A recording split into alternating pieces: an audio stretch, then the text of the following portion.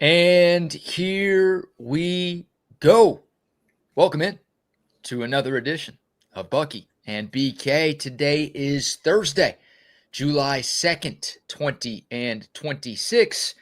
And the Buck and I are with y'all for the next 2 hours. On today's show, USA, USA, USA. The U.S. men's national team takes down two countries and advances to the round of 16. Not without some controversy, though. We'll talk some World Cup. We'll also talk some NBA off-season. Bucky 76ers with a huge trade. Tons of big player movement around the association. The San Antonio Spurs making a big move, too. We'll talk about all of it. We've got some college football conversation to dive into. Picked up an Athlon Sports College Football Preview magazine. We're going to thumb through this thing together. And we'll get to some NFL chatter, the BBK news, and why today's not so bad. It's our final show of the week. We appreciate y'all spending some of your Thursdays with us. A buck off Thursday on the show, but a buck on to all of you and a buck on to you, my man. How are you today? Fabulous, fabulous. Another beautiful day, another hot and beautiful day here in the Dripping Springs, USA, America. Just it is what it is. It's July. And for those folks in the greater Northeast, my condolences go out to you because you are in a heat wave sweat box for you. And it's just our kind of normal thing here, 95 degrees and, semi-humid. But for them, boy, they're suffering. That's misery to those folks. When you start getting into the mid-90s back there, it is unbelievable. It's hot there. There's not a lot of air that moves around. And the folks in New York, Boston, and Philly, happy 4th of July coming up for you. Man, oh man, that sucks for them. Hey, suck it up. We deal with this every year. This is what we do here. Yeah, I don't want to hear any complaints from them. See what we got all the time. No reason for you to come here anymore. You got it in your own place, so stay where you are, please. Exactly. Stop moving here. Yeah, it's misery back there, and it's where I live, where I grew up in Pennsylvania. There, it's called the Lehigh Valley. And that's exactly where it is. It's in a valley, BK. And the humidity and the muck and the heat just sits there. It doesn't move around. And you and I talked about, when you grew up as a kid, we used to go to the community pool. Bethlehem had a community pool, and you hung out at the community pool 5th, 6th, 7th grade. That's where you spent your summers. You spent your summers with your boys there playing all kinds of games, have your lunch there. You'd come home, when the pool closed at around 5:30, 6 o'clock, then you went home.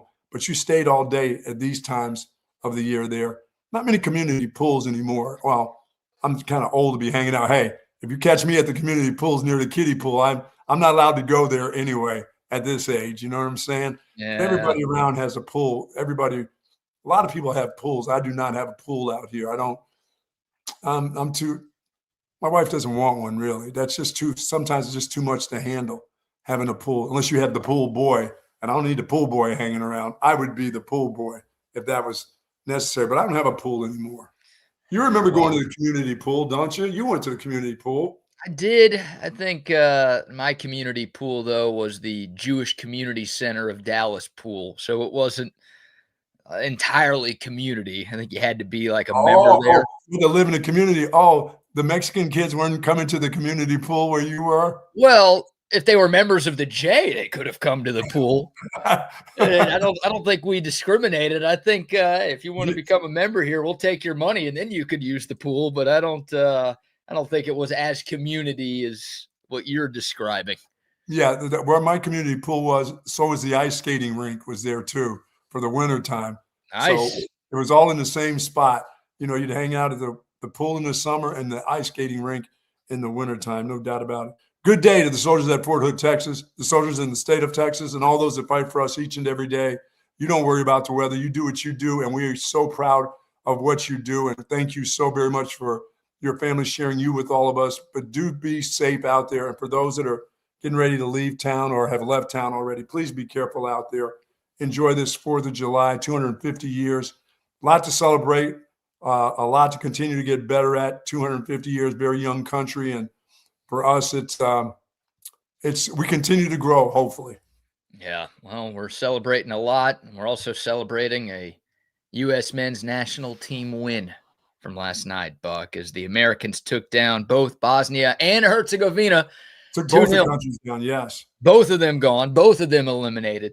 2-0 the final score from Santa Clara last night. It was a wild ride. The U.S. had to play the last 30-plus minutes a man down after a very questionable red card ruling against Flo Balogun, who scored the Americans' first goal very late in the first half. And despite playing with 10 for more than a half an hour, the U.S. actually outscored the Bosnians in that stretch. Malik Tillman, the free kick goal in the 82nd minute, the dagger, a gorgeous strike from just outside the 18. The U.S. playing some great defense, finding a way to pitch a shutout, again, despite being a man down for the majority of the second half. It is the first knockout stage win for Team USA since 2002. Of course, they did expand the World Cup, so there is an extra round. That's the caveat or disclaimer there. But a very impressive showing of grit and toughness. The Americans did not get much help. You know, we're playing this tournament on our home field. You would think the officials are going to be on our side. Instead, they decided to screw us. But a nice win for Team USA, and they move on to the Sweet 16, if you will. Yeah, Balogun that dude was on his way to having about 3 goals. And as you said, he may have been having 3 goals in the first half. The way he was going, he was getting loose, and that left foot of his, and the way he was maneuvering. And he's a big dude, man. He really is. And it's not so much of what he does offensively. His is all-around game. He's a really good defender. I mean, last night, soccer looked so soft. That made World Cup to me it soured me a little bit about how soft soccer can be. I just think there's a real thin line between being malicious and vicious. And although it looked vicious, there was no malicious play whatsoever in that. That's just legs going for the ball. I mean, give me a yellow card and let's move on. I think that dude still remained in the game and played on. But yeah, that's the frustrating part is that guy, like everybody does in soccer, when they any sort of contact, he went down and acted like he was dying. And he basically stayed on the grass for the entirety of the VAR review. And then as soon as the ruling happens and Balogun is red and sent off, then, the guy's up and he's perfectly fine and he's ready to play. And it's like, I don't know if that impacted the decision at all, but it was a unintentional, just bad luck, bad break kind of play. And one guy fakes an injury and the other guy gets sent off, and it totally changed the game. And look, the U.S. is so much better than Bosnia and Herzegovina that I still felt like they were going to win that match without Balogun. Right. The problem is Flo Balogun can't play in the next match, and Team USA is playing Belgium, who's top 10 in the world in the FIFA rankings. They're a lot better, and now you're without your best striker, and that is a significant disadvantage. Yeah, like I said, I think there's that line between malicious and vicious.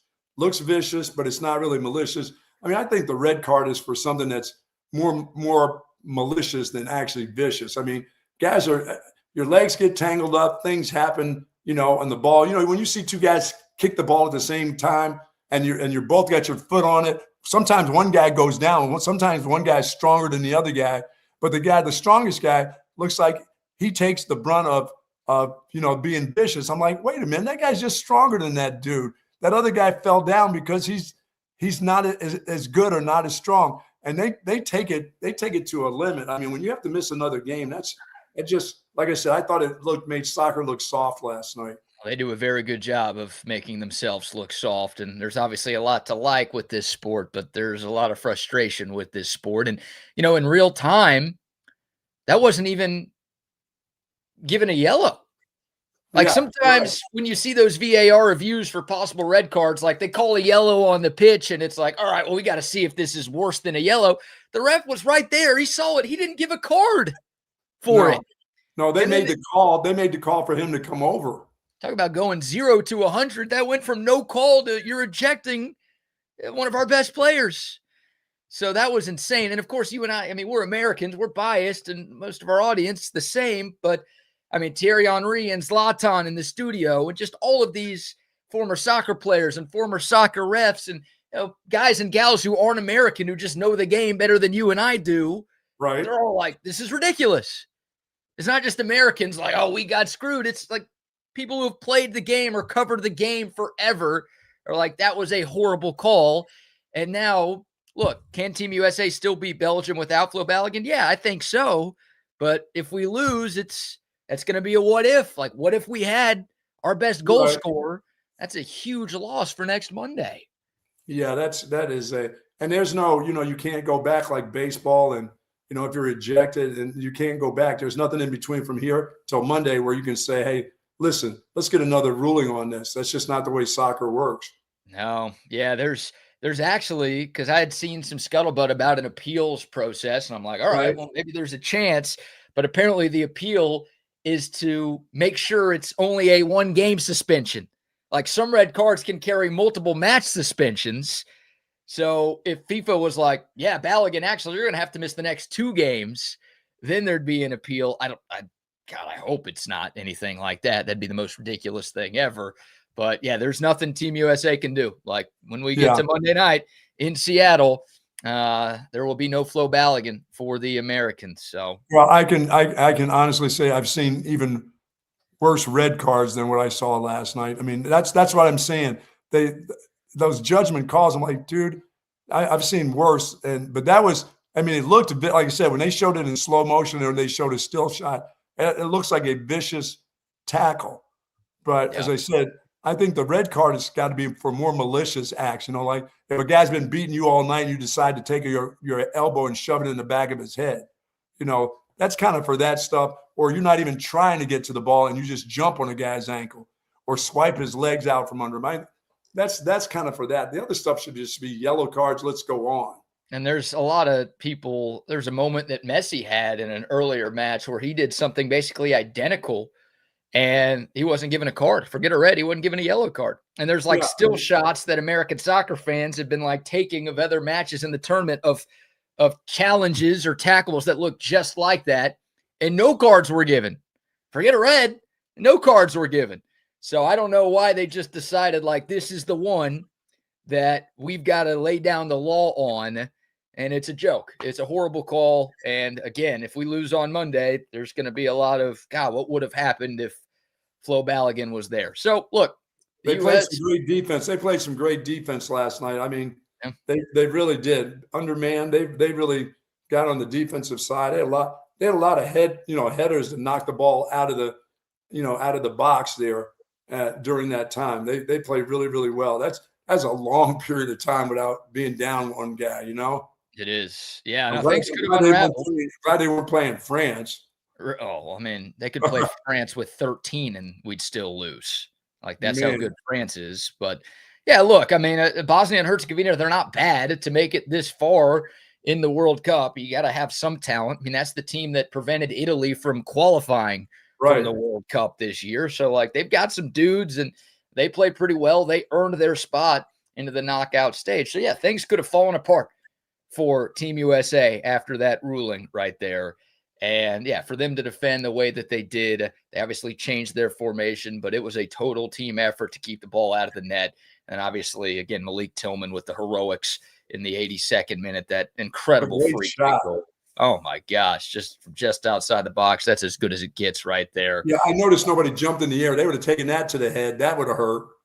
I don't think they could have. I think the wall jumped a little bit, but I think it was so perfectly struck that those guys jumping as high as they could, they weren't going to get there. It was just that perfect of a shot.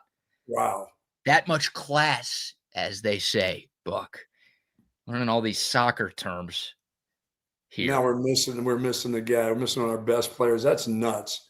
Yeah. That's a nutty rule. That's a goofy soccer rule. That's so soccer-like. That's so soccer-like. It's garbage is what it is. And reminds me of the college football targeting rule, where it's if you get one of those in the second half of a game, it carries over a suspension into the first half of the next game. I mean, not quite as egregious, but it's a rule that a lot of people have complained about for a long time. And I'm sure a lot of soccer fans have complained about that for a long time. And they've been complaining about this one forever. Yeah. Not the worst red card we've seen in this tournament, though. Remember, we talked about the worst red card in the tournament, right? No, which one was that? Which card? Which game was that? Number 10, far away, cover his mouth. Decision is red card. Yeah. Oh. That by far that made okay. So maybe that last night made it look soft compared to that. Now that guy broke a rule, and the rule was pretty obvious. It's just the softest rule ever, where if you cover your mouth and talk to somebody, it's a straight red. So that one, by the rules, was a better call than the one last night. But I still think that was the most ridiculous thing ever. And who the hell cares if you're covering your mouth? What if you got to sneeze? I don't get it. I just don't. I mean, you're coughing. You're just trying to be respectful. I don't want to on the other player. A wonderful game because in our version of sports, you can just go right out and just say something to it. If the official doesn't see you, you can get right in the guy's face and say something about his mama or call him a dirty Nigerian. I mean, it's just they don't. It's like I didn't hear him say that. Oh, just because you said he said it, I got to do something about it. I don't think so. I missed that one, sir. Yep, that's why the rule is in place, because people were saying stuff under their breaths that the refs couldn't hear. So fair play. Here's some more sound. Here's Mauricio Pochettino, who, look, we're all happy. We're all caught up in the moment, but my goodness, I think we're all kind of learning. We don't have a whole lot of soccer history, especially in this tournament. With last night's win, Mauricio Pochettino became the U.S. men's national team's all-time winningest coach at the World Cup ever. He's got 3 wins, Buck. And he is now our all-time winningest manager in World Cup history. So he's going to get to keep his gig because, no matter what happens Monday, he's keeping his gig, I guess. Yeah, I think either way, even if Balogun was playing and we made it to the round of 16 and lost to a team like Belgium, I think Pochettino has done enough. Like this was kind of what people thought was the realistic ceiling for Team USA. Now, again, we could beat Belgium. Belgium hadn't looked great. They needed a miracle comeback yesterday to beat Senegal. They were down 2-0 in the 80-something minute, scored 2, and then needed extra time to win. So they have not looked that great. We're obviously playing at home. The U.S. opened up as a very slight favorite in the match, so we could, even without Balogun, so we could still do this. But yeah, I think Pochettino will be back either way. But here was Poch yesterday talking about how proud he was of his team finding a way to win despite playing down a man for most of the second half. So proud. The players deserve everything in the way that we compete. Again, a very good team, very difficult team. I think it's about to be proud, no? So proud of all my players, all the staff, and then these fans that were amazing today again. And I say it's amazing to live that experience. So. I was digging him singing Mountain Mama, Take Me Home, Country Road. I'm like, that dude ain't ever been in the state of West Virginia. And then my wife got on me. She goes, what is it with you in West Virginia? She goes, I got to believe that's a beautiful state. And I said, yeah, that's a state of mind if it's beautiful. She goes, somewhere in West Virginia it's got to be beautiful. I said, there's probably someplace in the Blue Ridge Mountains somewhere. There's a little, square mile of okayness, I guess. Yeah. Oh, it's cool to see Pochettino get so caught up in American culture. I mean, look, he knows what his job is, and that is part of his job. But that's right. Watching him sing out the words. Caught up. It's great to see. Yeah. And then he said towards the end of that interview he did with Jenny Taft, why not us? That's kind of the motto or slogan that Team USA has adopted here this tournament. Now the head coach or manager is saying that at the end of his interviews. So, what's that accent? New York, Boston? I can't quite tell. Nah, that's I don't know, from Slovenia or something. Oh, he's Argentinian. That's not okay. Slovenian. That's close. No. They're both on the earth.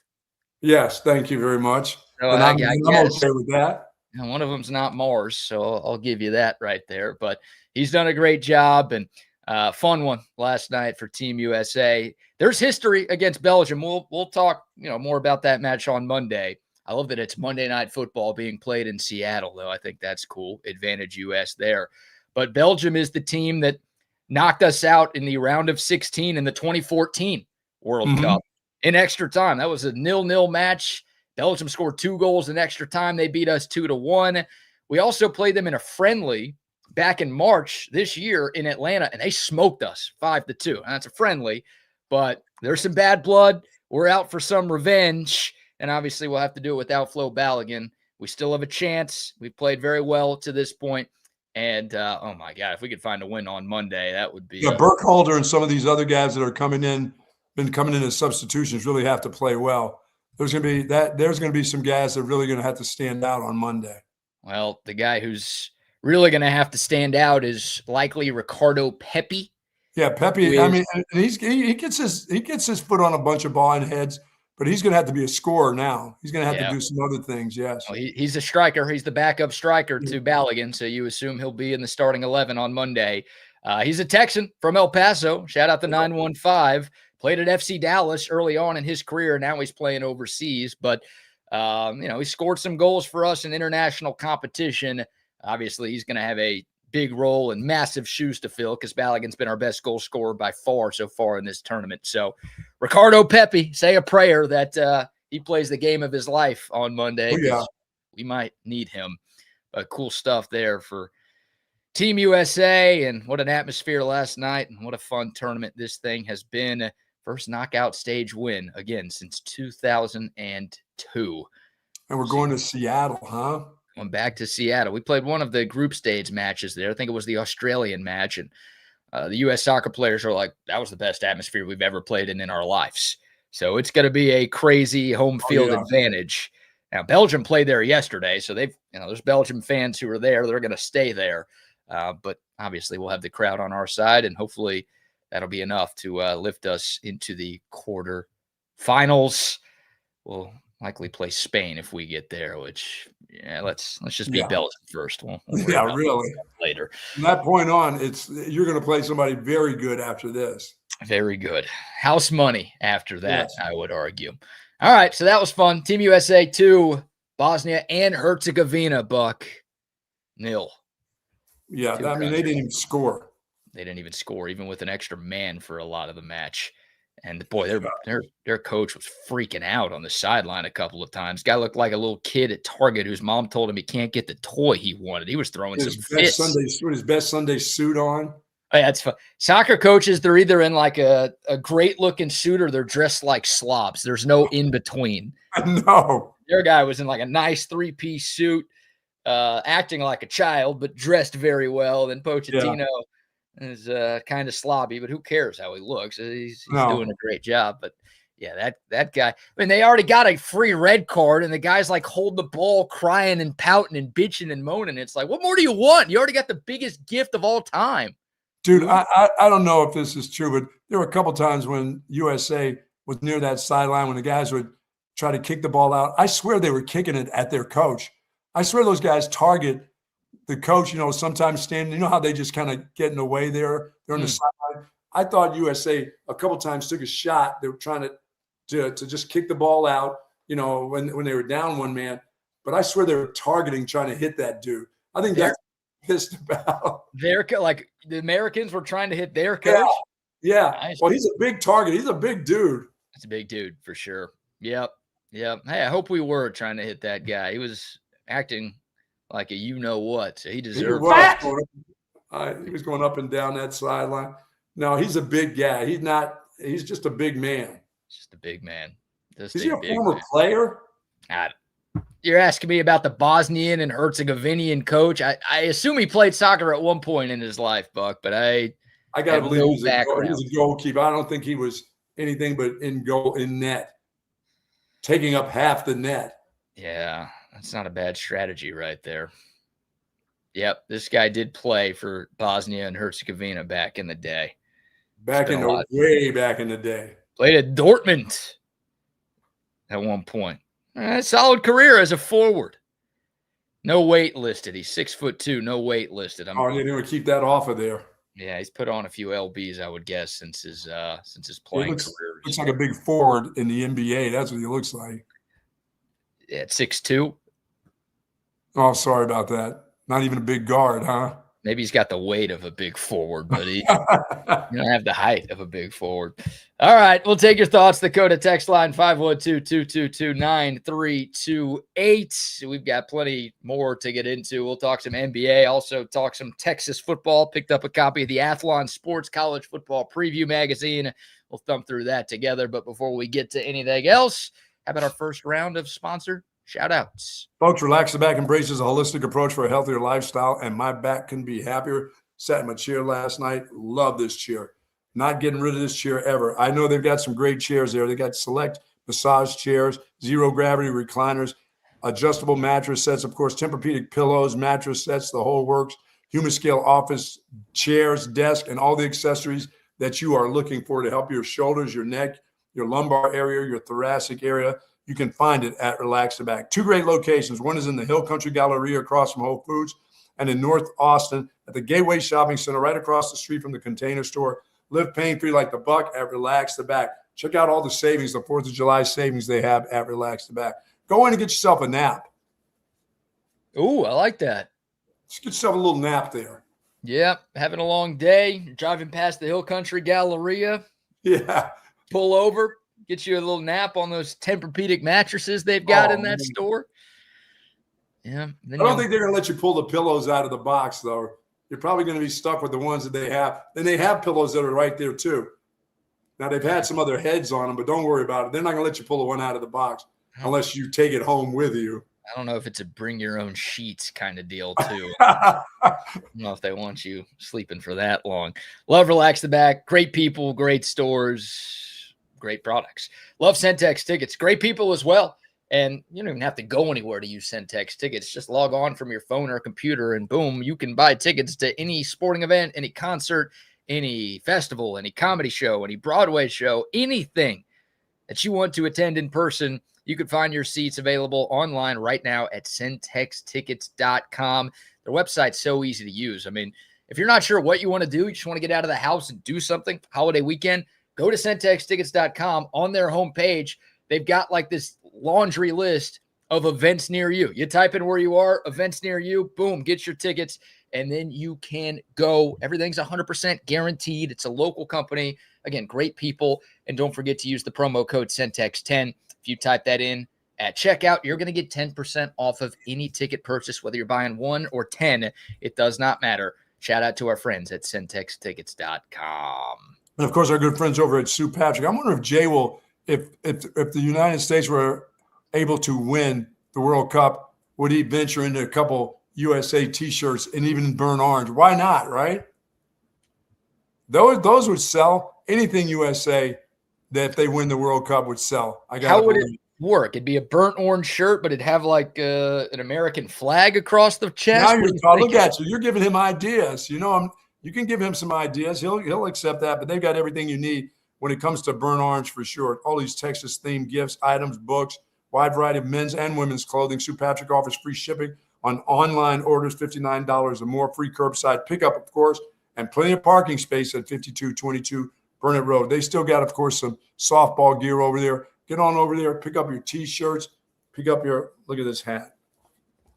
My wife says, your hat is burnt orange and gray now. I said, oh, no, this is a classic. Can't get rid of this hat no matter what. Sweat stains or not. They've got it all there. Of course, the Jellycat headquarters. For more information, folks, 50 years of service in Central Texas, please go to SuePatrick.com. Love our friends at Sue Patrick. And a quick shout out to McCall Custom Homes. Our guy Mike and his great team at McCall Custom Homes. They do tremendous work. Custom home builders and remodelers here in Central Texas. Fully licensed and insured. A+ rated by the BBB. Tons of 5-star reviews online. Don't just take our word for it. These guys are the very best at what they do. And they're super experienced too. It's a father-son team with more than 4 decades of experience doing just this in this area. They didn't start in California or Florida and like, oh, everyone's moving to Austin. We're going to.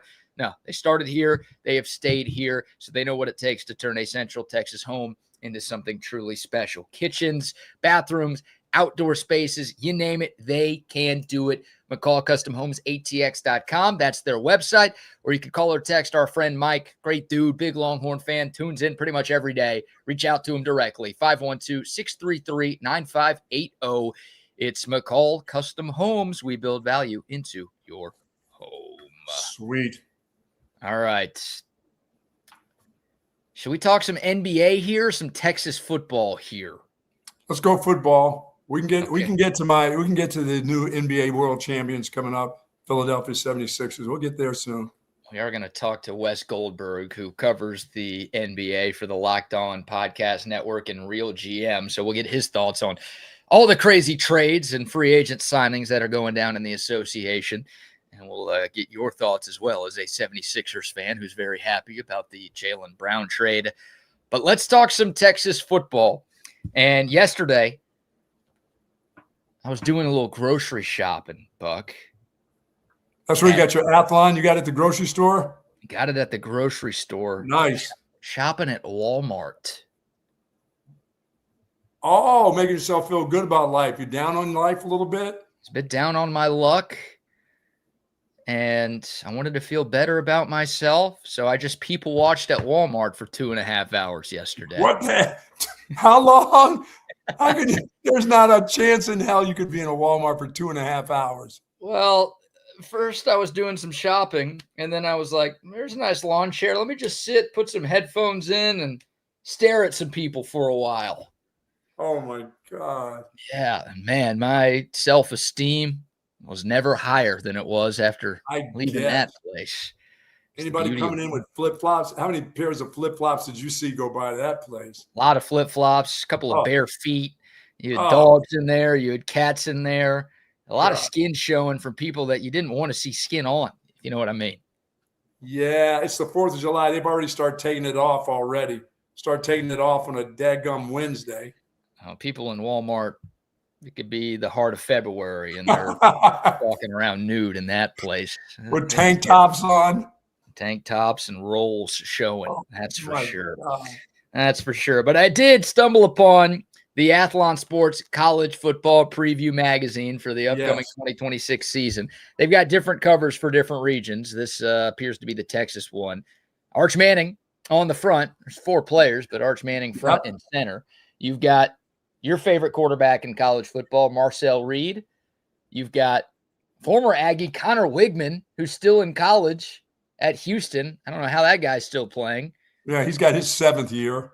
And then you've got Brendan no Brendan Sorsby at Texas. That's a little running back, isn't it?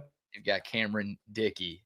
And I purposely did not thumb through this. This was very tough because I bought this like, all right, I need to start studying up on other teams, but I wanted to go through this together, get our natural reactions about how they view Texas in 2020. We're not going to talk about every team today, but I was curious, how they thought the Longhorns stacked up with other teams in the SEC, with other teams in college football, and just what they were predicting for Texas this season. Because, we're a little biased towards the burnt orange at times. So what do the national folks at Athlon, who have been doing this a long time, think about the Horns? So we're thumbing through this thing. We go to the SEC page. We'll start with projected order of finish. Okay. You've got Georgia number 1. Of course. I mean, does it make sense? You tell me. Yeah, it makes sense. It makes sense. That feels like the safe bet. I don't want anything else but them to be number 1 right now. And Georgia number 1 in the projected order of finish. Texas number 2. Hey, that makes sense too. And they do list an SEC championship game prediction here. And guess what? They've got Georgia over Texas. I don't know if that makes sense, but it doesn't. It makes sense, but I don't like it. How about if I just say that? It makes sense, but I don't like it. Yeah, I don't like it at all. I'm tired of losing to them. I don't even want to play them again, but there's obviously a chance if Texas gets to Atlanta that they will see the Bulldogs there. And look, the closest of the 3 meetings between these 2 teams since Texas joined the SEC was the SEC title game. If Bert Auburn could kick a field goal, then Texas wins that game, and we're not talking about this annoying Georgia curse. But, yeah, that's what Athlon is predicting. So they've got Georgia 1, Texas 2. How about Oklahoma 3 and A&M 4? Yeah, no respect for A&M whatsoever. And I understand. You got to have a quarterback to have respect. I think that's pretty respectful. Top 4 in the SEC, like they could make the playoff with that. And they do have the Aggies making the playoff. Yeah, that's the thing that I don't know. I think I'm not going to say the Aggies have peaked out, but they're getting towards that.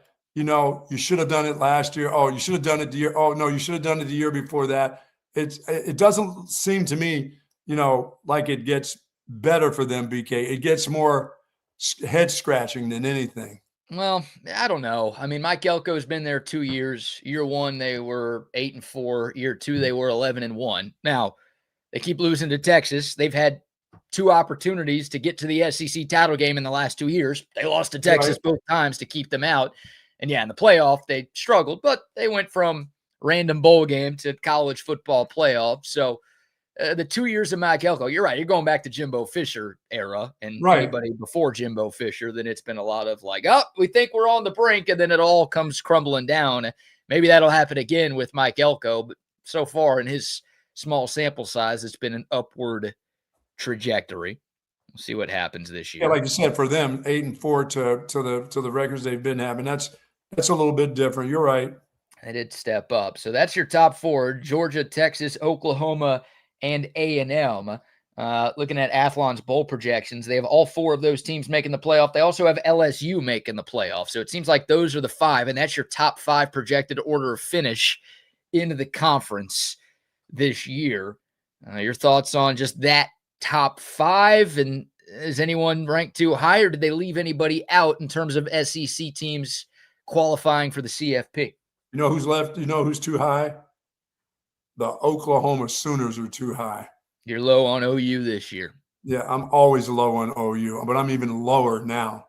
Okay. Now that I've seen their quarterback for 1 year, I mean, he's going to have to make a big jump because defensively they'll be okay. I don't think they're going to be as great as they were last year. They'll be okay enough, but the offense has to be better. I don't see them getting that much better offensively. Once again, I don't see a guy who carries the ball and takes the load off the guy with the bad thumb, guy who got his thumb stuck up his rear end last year. It's just he'll be okay. Is that how John Mateer got hurt? He put it up his own rear end and it got stuck or something? It got stuck and he had to have surgery to remove it. So that's good reporting. Nice scoop by you. I'm not sure how you found that, but you know what? I don't have any further questions, Your Honor. Just some frat house hijinks by him. Let me all voluntary. Let me ask you this, because I think the 2 people in college football that you dunk on more than any other, and it's part of the reason why Texas fans love you, are John Mateer, who you call John Interceptier, and Marcel Reed, who I don't think you have a cool nickname for him. You just call him trash. He's going to be an afterthought after about game 6 of why have we wasted 2 years of this guy being quarterback? So of those 2, who do you think is better? Because you hate both of them and you think they both stink, at least I think. Of those 2, say from a Texas perspective, because obviously the Longhorns will see both of them again this fall. Who do you think is better between Mateer and Marcel Reed? I can't pick out one who's better because they equally suck the same. How's that? I mean, really. That's the perfect answer right there. It really is. Yeah, they just equally suck. I just don't see it. I think I'm more disappointed. I'll say this. I'm disappointed in Texas A&M that they just haven't figured out that's not your dude. You've had so many different quarterbacks that have played for you that end up at other schools that seem to do how do you guys get these quarterbacks, and why is your quarterback coach so bad? Maybe that's what I should be saying. Why is your quarterback coach so bad? I don't know. A&M's got a new offensive coordinator this year. Oklahoma's got the same guy, Ben Arbuckle, who was with John Mateer at Washington State. They obviously transferred together to Norman last year. And, their offense, look, they made the playoff, but their offense not very good. Their defense. Okay, Mateer sucks just a little bit more. Okay. I think Mateer's a little better than Marcel Reed. I thought the talent around Marcel Reed was better in College Station than it was. Goodness. Can you imagine having those receivers that guy had as any kind of quarterback last year? Yeah, I would have loved Texas to have Concepcion and Craver last year. Now, this year, Texas has a wide receiver room that can rival anyone in the country. Last year, not so much the case. So there you go. There's your top 5. Now I'm looking at bowl projections here for Athlon Sports in the SEC. Yep. Again, I mentioned it. It looks like they have 5 teams from the conference making it to the college football playoff. And they've got Texas, looks like getting a first-round bye and then squaring off against Oregon in the quarterfinals. And the Longhorns also have a prediction for Texas in the semifinals. They have Texas playing Georgia in the CFP semis, and they have Georgia beating Texas again. Could you imagine, dude? No. If Texas saw Georgia in the SEC championship game and then in the college football playoff semifinals and lost to them both times. No, I can't imagine them. I can't imagine. That's why it's a must game in week 2 here. You must beat Ohio State. You have to beat them still, BK. What does that have to do with Georgia? Nobody can take them losing to Ohio State and then Georgia twice in 1 year. Nobody, no Texas fan, they will be calling for the head of the head coach. I'm sorry. I mean, I think it's a horrible thing to even fathom that people here will be calling for Sark's head. But if they lost that game and then lost twice to dude, there's just no way they could. It can't happen. You're right. No, you're right. People would be calling for Sark's head if that's what happened this year. Even if they went 11-1 in the regular season, but their loss was to Ohio State, then they lost to Georgia in the conference title, and then they lost to Georgia or Ohio State again in the playoff. They would call for his head then. It would be like, this is an awful year. Oh, God, that's the worst prediction ever. Like, it shouldn't be that upsetting because, again, it's Texas making the conference title game and getting to the Final Four again. That'd be a big step after last year, but you lose to those teams, that's brutal. And Athlon has Georgia and Ohio State playing in the national championship. So could you imagine having to watch that? Oh, my God. On top of the scenario that you just laid out? Yeah, I mean, there would only be one other guy that would be under more heat, and that would be the Alabama coach. And they do. I just went way back to the front of this magazine, and they do have Ohio State beating Georgia in that title game. But, yeah, there's your prediction for Texas. So second in the SEC, first round bye in the playoff, beating Oregon in the quarter. That'd be in the Cotton Bowl, which would be kind of a nice home field advantage for Texas, getting to play up at Jerry World or Dallas Stadium, as they're calling it for the World Cup. And then playing Georgia in the Sugar Bowl. Last time Texas played Georgia in a Sugar Bowl, things worked out pretty good for the good guys. Yes, but obviously the season ending there in the Final Four, which would be, 3 times in the last 4 years, that's where Texas would bow out. That'd be too much. That's serious. To lose to Ohio State and Georgia twice in a year, that's a lot to handle. People would not – they're not going to be satisfied. They'll be pissed. I'm thinking it's not just going to be a little bit upset. They would be highly pissed if that were to happen. Wouldn't you? They would then say, this is not the guy. Yeah. I mean, I'd be highly pissed too. Yes. That's why I say week 2, you have got to win. Because if something goes goofy at the end, you can always say, hey, beat Ohio State this year. Yeah, but you can't lose to Georgia twice in the same year. You just can't. You can't do that, right? Yeah, but you could see it happening. That's one thing you could see. That's why I don't want to play them once. Forget twice. I don't want to play them one time. Now, UTSD is too strong on that deal. Yeah, like I said, the only other coach would be under a hotter seat would be the guy at Alabama. Well, we'll see what happens. I mean, Athlon has Alabama finishing 7th in the SEC and not making the playoff. Wow. That would be a problem for Kalen DeBoer. I know he just got an extension a couple months ago, but that would put him on a very hot seat. I agree with you there. In year 3, right? Year 3, yep. Man. They made the playoff last year. Won a playoff game against Oklahoma. The only team to ever win a true road playoff game so far in the short time that we've had the road playoff game format. But, yeah, that would not go too well for that dude in Tuscaloosa. Wow. Other bowl projections, by the way, they've got LSU playing Miami in the first round of the playoff. They've got Miami beating LSU there. How about a first-round playoff game between OU and A&M? They'll play in the regular season, but Athlon says they'll play again in the playoff. Looks like they have OU moving on. Yeah, they've got OU losing to Ohio State in the Rose Bowl in the quarterfinals of the college football playoff. And then again, they've got Georgia winning the SEC, making it all the way to the Natty, and then falling to Ohio State. So that'd be 4 straight years for the Big Ten winning a national championship. It would really just mean more if that were to happen. Yeah, and Ohio State would be the first team to do it twice, because to this point, you've had 3 different Big Ten teams win it, with Ohio State, Michigan, and Indiana. Be Ohio State going with the twofer there. And look, on the cover, This caught my eye, Buck. The front cover of the magazine, it says, like one of the titles, "What's Wrong with the SEC?" Yeah, I saw that. Yeah. There's a whole article talking about the SEC kind of losing its stranglehold on college football over the last few seasons. So there's that. And then we've got all SEC team. Again, talking about Athlon Sports College Football Preview Magazine, if you're just joining us. They only do one team. I appreciate that. Phil Steele does 4. We'll talk about his magazine when it comes out. But you've got a first-team offense, a first-team defense, and first-team specialist. That's it. I see 3 Longhorns on the first-team offense. Oh, yeah. Arch Manning, Cam Coleman, and Trevor Gooseby. Like that. And then I see 2 Longhorns on the first-team defense with Colin Simmons and Raheem Biles. And then you've got Ryan Niblett as your first-team punt returner. Feels right. Like, I don't think anybody was left out there. I don't either. I know some fans from around the conference will argue against Arch Manning and say, well, maybe Tobago Chambliss should be there or somebody else should be there. But I think you can make as strong of a case for Arch Manning in this league as you could for just about anybody. And they don't know enough about the portal running backs. I mean, Baugh is going to be there no matter what. Yeah. Yeah, I think so. I mean, they've got 2 running backs and an all-purpose guy, Ahmad Hardy, who led the SEC in rushing last year at Missouri. Remember, he got shot in the offseason. Right. So hopefully he's okay. He's alive.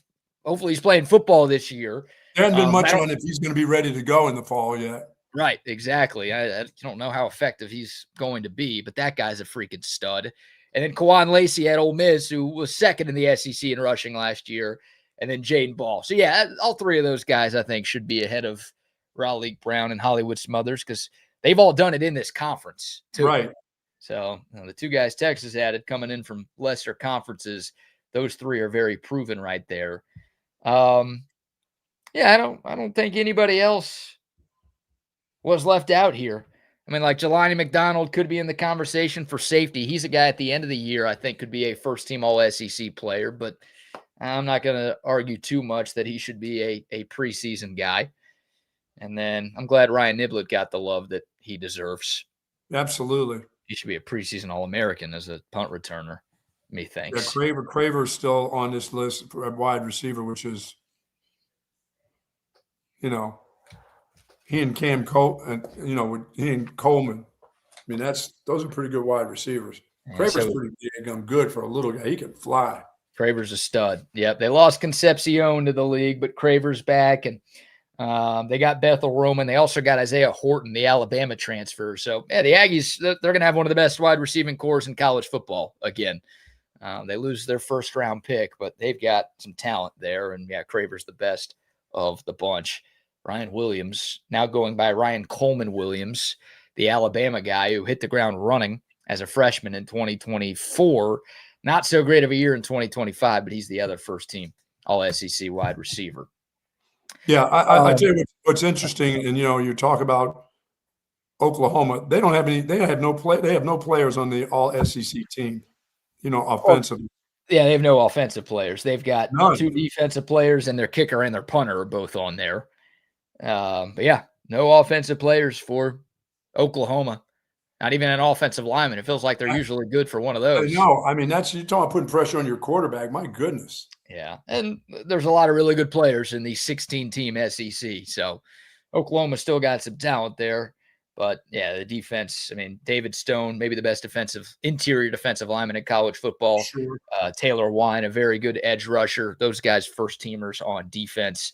That unit will be salty again. Brent Venables, a very good defensive coach. We know that. Not sure he's a very good head coach, but a very good defensive coach. And, yeah, that group is going to be carrying them again this year. Top transfers, a couple more nuggets here, a couple more things that caught my eye. Cam Coleman listed as the number 1 transfer coming into the SEC. The Longhorns have 3 of the top 10 top transfers. So does LSU. Remember, they brought in that historically good portal class with Lane Kiffin taking over.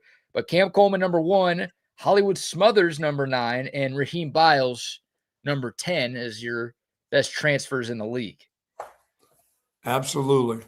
You've got four Biles quarterbacks in there too. I think Biles and Smothers and Raleek Brown are a lot better than some of the names that are listed ahead of them. But for sure. you bring in a quarterback, that's going to generate more attention.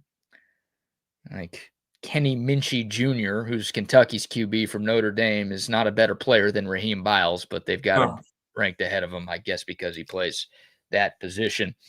And then games to watch around the conference. There's a lot of Texas flair here. The Ohio State game's on there, the OU game's on there, the LSU game's on there, and the A&M game's on there. They've got 12 games to watch, and a third of them involve the Texas Longhorns. Absolutely. That's what happens when you've got the number one schedule in America, at least according to the S&P Plus and FPI. Well, I'll tell you what, there's those early games, there's some early ones that are, obviously LSU, Ole Miss, and then Texas A&M, LSU. Man, LSU has better get their stuff. They have to have their stuff together. But they generally beat A&M, don't they? No. No, it's they did for a while, but the last couple of years, the Aggies have had their number. I mean, A&M, that's the game Brian Kelly got fired, wasn't it? I mean, they went into Baton Rouge. Maybe it was after he got fired. I don't know. Midway through the season, they went into Baton Rouge. Saturday night game, everyone's like, oh, God, nobody can win there. Right. Under the lights. Dude, they had LSU fans going to the exits at halftime. Like, they kicked their ass there. And I think 2 years ago, they got them in College Station, too. So, that'll be a big game. But you're right. LSU's got a pretty tough start to the season. I mean, they're playing Clemson week 1. Clemson's such a wild card now.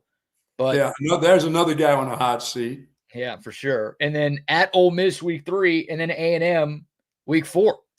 So they could be 1-3. I don't think they will be. 2-2 though might be on the table for the Bayou Bengals. And I know it's 1 month into a tenure that they hope lasts a long time. But could you imagine if the Lane Train's got multiple losses in September? That'd be something. Hey, who would you be rooting for September 26th? I know A&M is playing it at LSU, but Oklahoma goes to Georgia. Would we going crazy for Oklahoma there? No. What? I'm not rooting. I don't root for OU ever. Against Georgia? Yeah, even against Georgia, dude. And I don't want OU fans holding that over Texas. Like, how come you guys can't beat them? We beat them. Oh, yeah, that's right. Even if Texas beats OU by 100, somehow OU fans keep talking all this smack to Texas. It's like, can y'all score a touchdown against us before you say anything?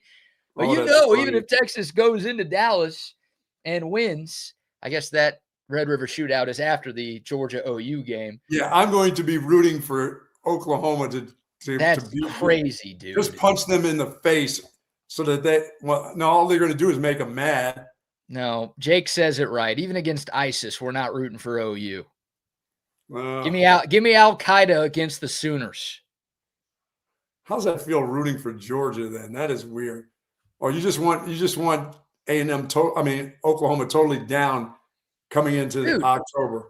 I say it like it's the same thing with OU and A&M. I want them 0-12 every year. Now this year they play each other. I want them 0-11-1 this year. So bring back the tie just for that game so they don't win. That's how I feel about those two. Now, I don't like Georgia. Give me Georgia at 1-11 and their only win against Oklahoma. Fine. But I'm not picking OU, man. I can't do it. Yeah, they're not, by the way, they're not winning that game anyway going to Georgia, so. No, I wouldn't pick them too. No, even if you were sensible, you weren't going to take them anyhow. That's a good God. There's so many good games in this conference this year, man. I mean, it's not different than any other year, but some of these matchups, ooh, doggy. And we get some of them early. Texas obviously plays its 3 non-con games right off the bat, but there are some teams that play conference games in weeks 2 and 3. So you're going to get some good, tantalizing conference matchups. That LSU Ole Miss game is in week 3. Oh, yeah. So it will be very entertaining to watch. So, yeah, we'll dive in more to this magazine, but those are kind of the main things, at least things I wanted to look at, just how the folks at Athlon have Texas stacking up against the other 15 teams in the conference, and just kind of players-wise and transfer-wise, how do they think Texas fits in terms of roster against the rest of the league. And it's a lot of love. Not enough love. Not the best prediction for Texas we've seen. I think Brad Crawford had that, where he had Texas going 11-1 and winning the SEC against Georgia. Definitely prefer that over this one. But Texas going back to the playoff, going back to the Final Four of the playoff, Buck. Now, Charlie Weiss Jr. going at LSU, their offensive coordinator, was he with Lane Kiffin in Mississippi or not? He was. He's been with him. Yep. That's been his guy. Yep. He followed. He was one of the guys who stayed for the playoff. Okay. But he did ultimately go to Baton Rouge after the season ended. So he's been there. But Lane Kiffin calls the plays, usually. It's kind of like a Sark situation where you've got an offensive coordinator, but you don't do as much as some other offensive coordinators do. You're writing down all the crap during the week, and then the head coach calls the plays on the weekends? Yeah, let me take this. Oh, it's a collaborative effort. Yeah. No. Hey, when Charlie Weiss starts talking, hey, shut up, Nepo baby. I've seen that. I went with a guy I was a guy for 9 years that did that. He's at all the offensive meetings. He didn't put one thing on the board. He just talked. The so-called offensive coordinator wrote everything down, gathered the game plan, and then on game day, the guy had it all right there, and he just called the plays. I'm like, wow. Yeah, that's how it works. That's how it works with Texas. Oh, yeah. That's how it works with Joey Freshwater as well. All right, we'll take a break here. We're going to talk some NBA. Wes Goldberg from Locked On NBA and Real GM will join us to go over all of the crazy transactions going on in the NBA offseason. But before we get to that, how about another round of sponsor shout-outs? Folks, our friends at Texas Orthopedics, they contact the experts if you're having problems. Their physicians offer comprehensive surgical and non-surgical orthopedic care for adults and children, spinal care, sports medicine, rehab, trauma care, joint replacement, and more. Dr. Danny, Dr. Stockton, they're dedicated orthopedic surgeons there, and their goal is to get you right back into good health and the great quality of life that you deserve and that you want. Texas Orthopedics is the largest independent orthopedic practice in Central Texas. For more information, please go to txortho.com. Yes, indeed. Love Texas Orthopedics. Also, shout out to our friends at Gobundance. Legends like Earl Campbell and Ricky Williams showed us what it means to run with power, play with heart, and never quit. Texas football has always been about determination and pride.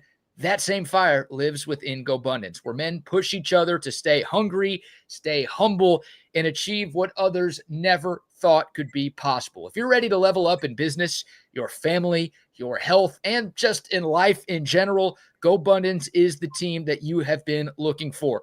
If you're hanging out with friends this weekend and you're the smartest guy in the room and you're like, why am I even hanging out with these schmucks? You're in the wrong room. You got to challenge yourself. You got to elevate yourself. That's what Gobundance is all about.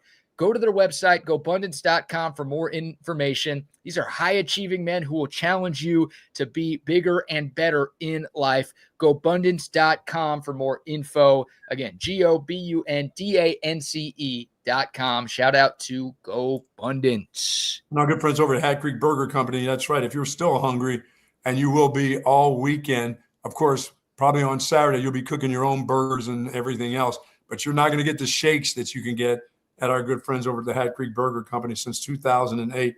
They've got it all. Big hat, small hat. They've got strawberry shakes. They got them in all sizes. They have a little kid size, as a matter of fact, and then they go all the way to large. So you can get that at Hat Creek Burger, over 30 locations in the state of Texas. Great playgrounds for the kids and happy hour for the adults. And you will find a great Hat Creek Burger find the location nearest you, because they're everywhere, because they're all over the place. Yep. They are my go-to spot before I go play a round of golf, and they've got it all. They've got fries. They got queso fries. They got nuggies. I've fallen in love with the nuggies at Hat Creek Burger. I got to get back into the hamburgers. So if you're looking for a place to take the kids, your kids, the neighborhood kids, any kids, you just pick off kids off the street and take them over. Don't do that. Don't do that. You just can't do that. You can't just grab kids on the sidewalk, shove them in your car, and take them anywhere. That's not how it works. They don't want them roaming around at Hat Creek Burger Company. I don't think it's the Hat Creek that's the problem. I think it's you scooping them up on the streets and throwing them into your windowless van that could cause some issues. All right, we love Hat Creek Burger, and you will too, folks. Yeah. Put away your free candy van, please. You've had that for too long, Buck. The free candy van? Yeah. Yeah, I don't know why you still have that thing. I The told snow you to cone, get rid of that. the snow cone van that I'm pretending to sell snow cones out of. Exactly. Yeah, enough of that deal right there. Love Hat Creek and also love our friends at Audiovisual Consultations. Oh, man, we are 65 days away from the return of Texas Longhorn football. The college football season starts in 58 days. That's right. We're less than 2 months away from college football getting here. And then, of course, the NFL will be upon us, and the NBA and the NHL and playoff baseball. We're getting closer to the fall. You got to make sure your home TV setup is done right by the time we get to the fall. AV Consultations, they've been hooking up Central Texas since 1988. Thousands of satisfied customers, including the two of us. I got to call Tom here, moving in the next couple of months. Literally the first call I make will be to Tom McKay. Hey, dude, I don't even have the keys to my place. Can you break in and install some TVs so I don't have to wait when I get there? They're the best. Great customer service, great products. Don't buy a TV and then call AV Consultations to mount it. You're wasting your time. You're wasting your money. These guys will custom build something that you want in the comfort of your home. Surround sound speakers, home theater rooms, patio setups, whatever. 512-255-8678. Just give them a call, or you can find out more information online at avconsultations.com. Guess who just gifted me my snow cone last night? The Boston Celtics. Yeah. Thank you very much. Yeah, you as a Philadelphia 76ers fan, I know you're on cloud nine today, Buck. And joining us now to talk about that trade and all the craziness that's gone on in the NBA offseason. He is a host of Locked On NBA. He works for Real GM. He's a contributor to The Ringer and the Miami Herald. He's covered the NBA for a long time. He is Wes Goldberg. Wes, thanks so much for joining us, man. How are you? I'm good. How are you guys doing? Doing fantastic, Wes. As I was saying, I've been a long-time 76er fan. I go back to Al Greer. I mean, I'm way back there. I'm back to Kobe's dad and Wilt Chamberlain and Chocolate Thunder. But I've never had a gift like the Boston Celtics gifted me last night. That was a beautiful thing. How that happened, I don't know. But thank you, Brad Stevens, and all you Celtics fans for bringing me a championship again. I mean, you come back 3-1, beat them in the playoffs, and then their best player in that series, Jaylen Brown, you're just like, I'll take that. Yeah, really. Double whammy. Is anybody getting that? I mean, what that's all about? I mean, let me just ask you this, Wes. Is there such a divide between the two Jays in Boston that they can't coexist? I don't understand. It's not everybody keeps saying you can't have two max guys on this. I'm like, you can't? Didn't they just win a championship? It wasn't that long. It wasn't 20 years ago that they won a championship. Yeah, that's what's so funny about this is we're not 10 years, but we're almost 10 years since the Celtics were reportedly offering Jaylen Brown for Paul George the first time. And back in 22, they offered him for Kevin Durant. And the only thing that happened since then was proof of concept that Tatum and Brown can work together on as a championship core. And I just think, boy, like it wasn't that long ago that they won the title. And the way that championship team has just sort of dissolved right in front of us. I mean, you guys remember this. Like after that 2024 championship, we were having that same conversation. Best young core in the NBA. How many more can this team win? They haven't won a playoff. They haven't gotten back to the Eastern Conference Finals since then, let alone the NBA Finals. And it just feels like this entire thing has just dissolved right in front of us. And I don't know how much the Tatum-Brown relationship has to do with that. I do know that Jason Tatum has enough weight in that organization that if he really did not want Jaylen Brown to get traded, he could have. I'm not reporting anything on that, but I'm just imagining he could have thrown himself in front of this, couldn't he? He's like, no, absolutely not. You can't trade my brother Jaylen Brown. That's not going to happen. But clearly, like he and this organization didn't feel that way, and I think about. I think part of this is Jaylen Brown's a very good basketball player. There's no question about it. The league has basically spoken on what his value is, and I just think that he's as good of a basketball player as he is. He's probably slightly overpaid, and I don't even that doesn't necessarily have to be a negative thing. The guy got his money. Congrats to him, but it's just a lot of money for teams to take on in the way that the salary cap works now. It's like, hey, maybe we want Jaylen Brown, but to match $60 million, we're going to have to gut a lot of our roster, and we think he's a really good player, but do we think he's the number one guy on a championship team? Probably not. And it sounds crazy. I know he's a finals MVP, but the league basically told you that that's how they feel about him. And for your Sixers, they don't have to worry about that. Tyrese Maxey's still the best player on that team. Even with, so they have their number one guy. If Embiid's healthy, it's a kind of different kind of conversation, but Yeah, to get Jaylen Brown for free, I mean, that's just that's incredible. Yeah. Amazing. Wes Goldberg from Locked On NBA joining us here on Bucky and BK. Well, look, I think the East feels wide open. I know the NBA champs reside in the Eastern Conference, but with Miami making the move to get Giannis, now with Philadelphia making the move, I guess, how do you think the Sixers now stack up with the real legit contenders in the Eastern Conference? Do you think this team can make a push to an NBA Finals run next year? It's a great question, and I've kind of been thinking about it all morning, right? Because the Knicks are at the top. I think the Pacers are going to be right back in it with Halliburton back. I think, they add Zubac and Kelly Oubre to that group. I think they've gotten maybe better as long as Halliburton's what he was. I think the Raptors have to be considered in that zone with Kawhi now, right? Like, that was a big thing. The Sixers, the Heat, like all these teams that made the big moves have moved themselves up. They're in that spot. I think the Celtics are going to win basketball games, but I don't think that they have what it's going to take to win multiple playoff series. And so I think with the Sixers, my only holdup with them is, yeah, you got Maxey, you've got Jaylen Brown. I love VJ Edgecombe. I loved him in the draft. I loved him even more when I saw him in the pros. You're still just reliant on Joel Embiid. Not as reliant as you used to be, but you still need that guy to stay healthy. But look, that's right now. Like, they need to go get depth at that center spot. Andre Drummond could be out. What do they do to replace him? What can they do to get behind Embiid? Are we sure Embiid's even on the roster? Yeah. I mean, yes, he's not going to stay. He's not going to stay healthy enough during the regular season to help you in the playoffs. They're going to be so confused when he comes back for playoff series when he only plays 15 games in the regular season. That's what's confusing about this. Let me ask you this. LeBron James is still out there. Is that guy thinking about the East now? Is there a possibility? Is there any possibility that he's going to end up back in Cleveland and that just be a disaster for maybe the remainder of his career, because it won't be the remainder of his career for a couple years, because if they're crap, he goes back to Cleveland and they're crap, he's getting out of there again. Yeah, and I should have mentioned the Cavs when we were talking about the contenders too. I mean, they won a lot of basketball games over the last few years. But, it kind of feels like in Cleveland when they traded for James Harden, it kind of felt like they picked Harden over LeBron, didn't it?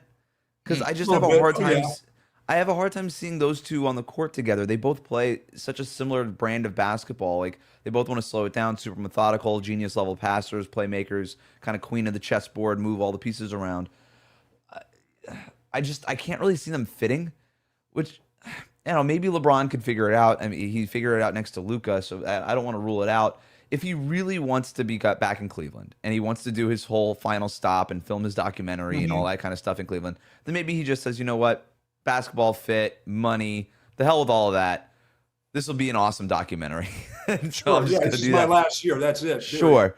But I don't think that that's the case, right? It sounds like LeBron wants to still contend and play for a team. And maybe, by the way, we don't even know that the Cavs really want LeBron. Like, they don't, they got to make some moves to clear some space to go get him because of where they're at against the second apron right now. So I do think there's a chance, though, that he could go to the Eastern Conference. Absolutely. Like, if you're looking, if LeBron wants to have a chance to compete for a championship, then yeah, the Knicks won the title last year, but still the path with least resistance is in the Eastern Conference. If you don't have to go through San Antonio or Oklahoma City, that's probably ideal.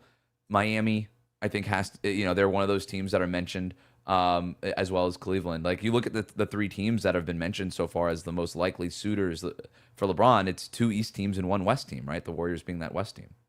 Yeah, Wes Goldberg of Locked On NBA joining us here. Well, what about the Warriors? Like, they had this master plan, awful plan, to bring Steph, Draymond, Anthony Davis, and LeBron all together for the olden years. And then it seems like Washington doesn't want to trade Anthony Davis. So LeBron to Golden State, could that happen? Like, what are the Warriors trying to accomplish here? And do you think they could pull it off? Yeah, the Anthony Davis thing was so funny. I didn't buy it at first at all. I haven't bought that Anthony Davis is available. The Wizards traded for they wanted Anthony Davis. Yeah. I don't understand why. And they were like, they don't want to sign him to extend. They knew he was extension eligible. Like, they didn't. None of this was a surprise to the Wizards. They wanted to get this guy in the building for whatever reason, but they wanted him. They're not going to just trade him for nothing. And so that report that the Warriors are trying to get Anthony Davis, I was like, well, the Wizards have to want to trade you Anthony Davis for that to happen, and I don't have any indication that they wanted to do that. So that fell off very quickly, which was pretty predictable. But I do think LeBron would consider Golden State. Absolutely. I mean, it's an hour plane ride from San Francisco to LA. I mean, he could stay close to his family in that way. The Warriors are very, very good at building an environment that is superstar friendly. And so I think that would obviously speak to LeBron, and the chance to play with Steph, I think, is at least interesting, right? Can I ask you guys a question? Because I know where I stand on this, and I've been pretty public about it. Do you want to see LeBron and Steph Curry play together? Because I could see both sides of it. From a basketball entertainment perspective, like, yeah, it's an interesting fit. On the other end of it, it's like, I don't know. To me, it just kind of feels icky. It's just kind of funny. I mean, I just like to see two Hall of Fame superstars play together, you know, in a full season and see what they can do, how they intertwine together. I mean, I can see them being really good friends, doing a lot of things, and I think that would hold them together. I don't think egos would get in the way. They're both that good. I mean, I think their egos are so high that I think they're both good enough to handle it. They're both great players. I think 7 or 8 years ago, Wes, I would have hated it, but now it's like, you know, LeBron's obviously not the same. Steph's still really good, but he's aging a little bit, dealing with some injuries now. Like, I don't think it would bother me. I don't think it'd affect me, because I don't think that team would be as good as San Antonio or Oklahoma City in the West. So a few years ago, if it happened, then it's like, damn, they're about to rip off 5 championships in a row. Now it's like, Yeah, no, I guess I'm just feelings. not as much. I'm not as emotionally mature as you guys, I guess, because I can't. I saw those guys go head to head in those finals. I'm like, this would be like Bird and Magic teaming up together at the end of their careers. It just felt that would feel like sad to me. I kind of want to just, I'd rather see them play each other than play. Like, some of the best moments with LeBron and Steph has been them going head to head, toe to toe, playing against each other. They bring out the best in each other. When it wasn't in the finals, I mean, there was that great play-in game between the Lakers and the Warriors a few years ago, where LeBron hits a three-pointer in Steph Curry's eye to win that game in the play-in. Like, to me, that's what like the great stuff between those two players were, is when they play against each other. It's cool. Like, when we saw them with Team USA together, I kind of like it just being contained to like international ball. Like, yeah, you play together there, but like in the NBA, you should be playing against each other. I don't know. Maybe I'm just not mature enough I'll to say handle this, Wes. I mean, I can see LeBron playing with Bam and Giannis. You know, the physicality of those three guys on the same team versus anybody. I don't care if it's the West, the East. Those three dudes at the same time on the court as one together on the same team. I like that. I mean, LeBron's been to Miami, so he understands Spoelstra, he understands the general manager. I think he's been there. I think that would be to me looking like the best fit of all. And to see those three on the court versus any 6 would be incredible to me. Yeah, not surprising at all, but I agree with you as a Miami guy. And I've actually said on my Miami Heat show, like, yeah, I get the concerns about spacing. Do they have enough shooting? But I'm like, Do they have enough it's room? LeBron, Giannis, and Bam. I do not care at all. Let's throw those guys out there. They'll figure it out. And like, you know, the Spurs and the Knicks were the two teams in the NBA Finals. They were bottom half of the league in three-pointers made per possession. Like, they were okay three-point shooting teams. They were not elite three-point shooting teams. I think we look at the NBA as being this like three-point heavy league. Mm-hmm. I mean, you're seeing the elite teams, like, they're efficient when they take the threes, but they're not taking them at a really high volume. They're really, really good at getting to the basket. That's what the elite teams do, whether it's the Oklahoma City Thunder with Shai Gilgeous-Alexander, the Spurs with Wemby, the Knicks with all this. They do create space to get Brunson and Cat downhill, but nonetheless, they're getting things done at the rim. The Nuggets with Jokic are getting everything down at the rim. It's still the best shot in basketball, the closer you can get. And if you've got Giannis, LeBron, and Bam, yeah, you're going to get a lot of stuff at the basket. Yeah, for sure. Wes Goldberg, Locked On NBA, joining us here on Bucky and BK. A few more for you here, Wes. Yeah. Talk about the Texas teams. We'll start with the Spurs, obviously making the run to the NBA Finals. Just kind of want to get your overall thoughts on their meteoric rise as a franchise. And then so far this offseason, they brought back some of their own. They signed Tobias Harris yesterday. Some polarizing opinions here in Central Texas about whether or not that's a great fit. Just kind of your thoughts on what San Antonio's got going on. Well, first, the Harris signing's great. I mean, the value they get in that guy on, ultimate team player, underrated screen setter. And I think what's going to be really good for Tobias Harris with this offense is every once in a while that Spurs offense would just bog down, especially if Wemby wasn't on the court, right? They'd just be like, what are we kind of doing? And Dylan Harper will, you know, as he continues to develop, will solve a lot of those issues. But it's also nice to just know that, hey, I could dump it to this 6'9", 6'10" Tobias Harris fella. At the end of the day, he can get me like this baseline post-up thing that's kind of his bread and butter. It's not the most efficient shot. It's not the best shot, but it is a shot, right? And we kind of overlook that in basketball a lot. Like the ability to just get a shot off at the end of a shot clock is a really important thing. So he's going to save a bunch of possessions, I think. And again, great teammate, great screen setter, willing defender. I think he'll do all the things that you want him to do. The rise of the Spurs. I mean, what's even this? They get incredibly fortunate in the Wemby draft. They also get incredibly fortunate in the Stephon Castle and the Dylan Harper draft. Man, like for those teams to pass up on Stephon Castle, I mean, they obviously are regretting that now, especially in Atlanta. And then I think Dylan Harper. I get all the attention that Wemby gets, and he deserves it, right? This guy, I think it would be surprising at this point if he wasn't the best player in the league by the end of next season. People are already arguing that he already is, and that's a fair argument. Dylan Harper, I think, has the potential to be a top 10 guy in the league. Like, let's not sleep on this guy's ceiling either. Like, we always talk about Wemby's ceiling. Let's not sleep on Harper's ceiling. I think what the Spurs have right now is like the next Shaq and Kobe. I think it could be that good between Wemby and Harper. I think Harper is that good. Harper is he comes from who's a prestigious high school recruit, was a number 1 guy, 5-star guy, top kind of prospect. Like this, any other draft, that guy goes number 1, right? Like, we're talking about 2 top-end blue-chip prospects. Why couldn't they be like one of the best duos we've seen in basically 3 decades now?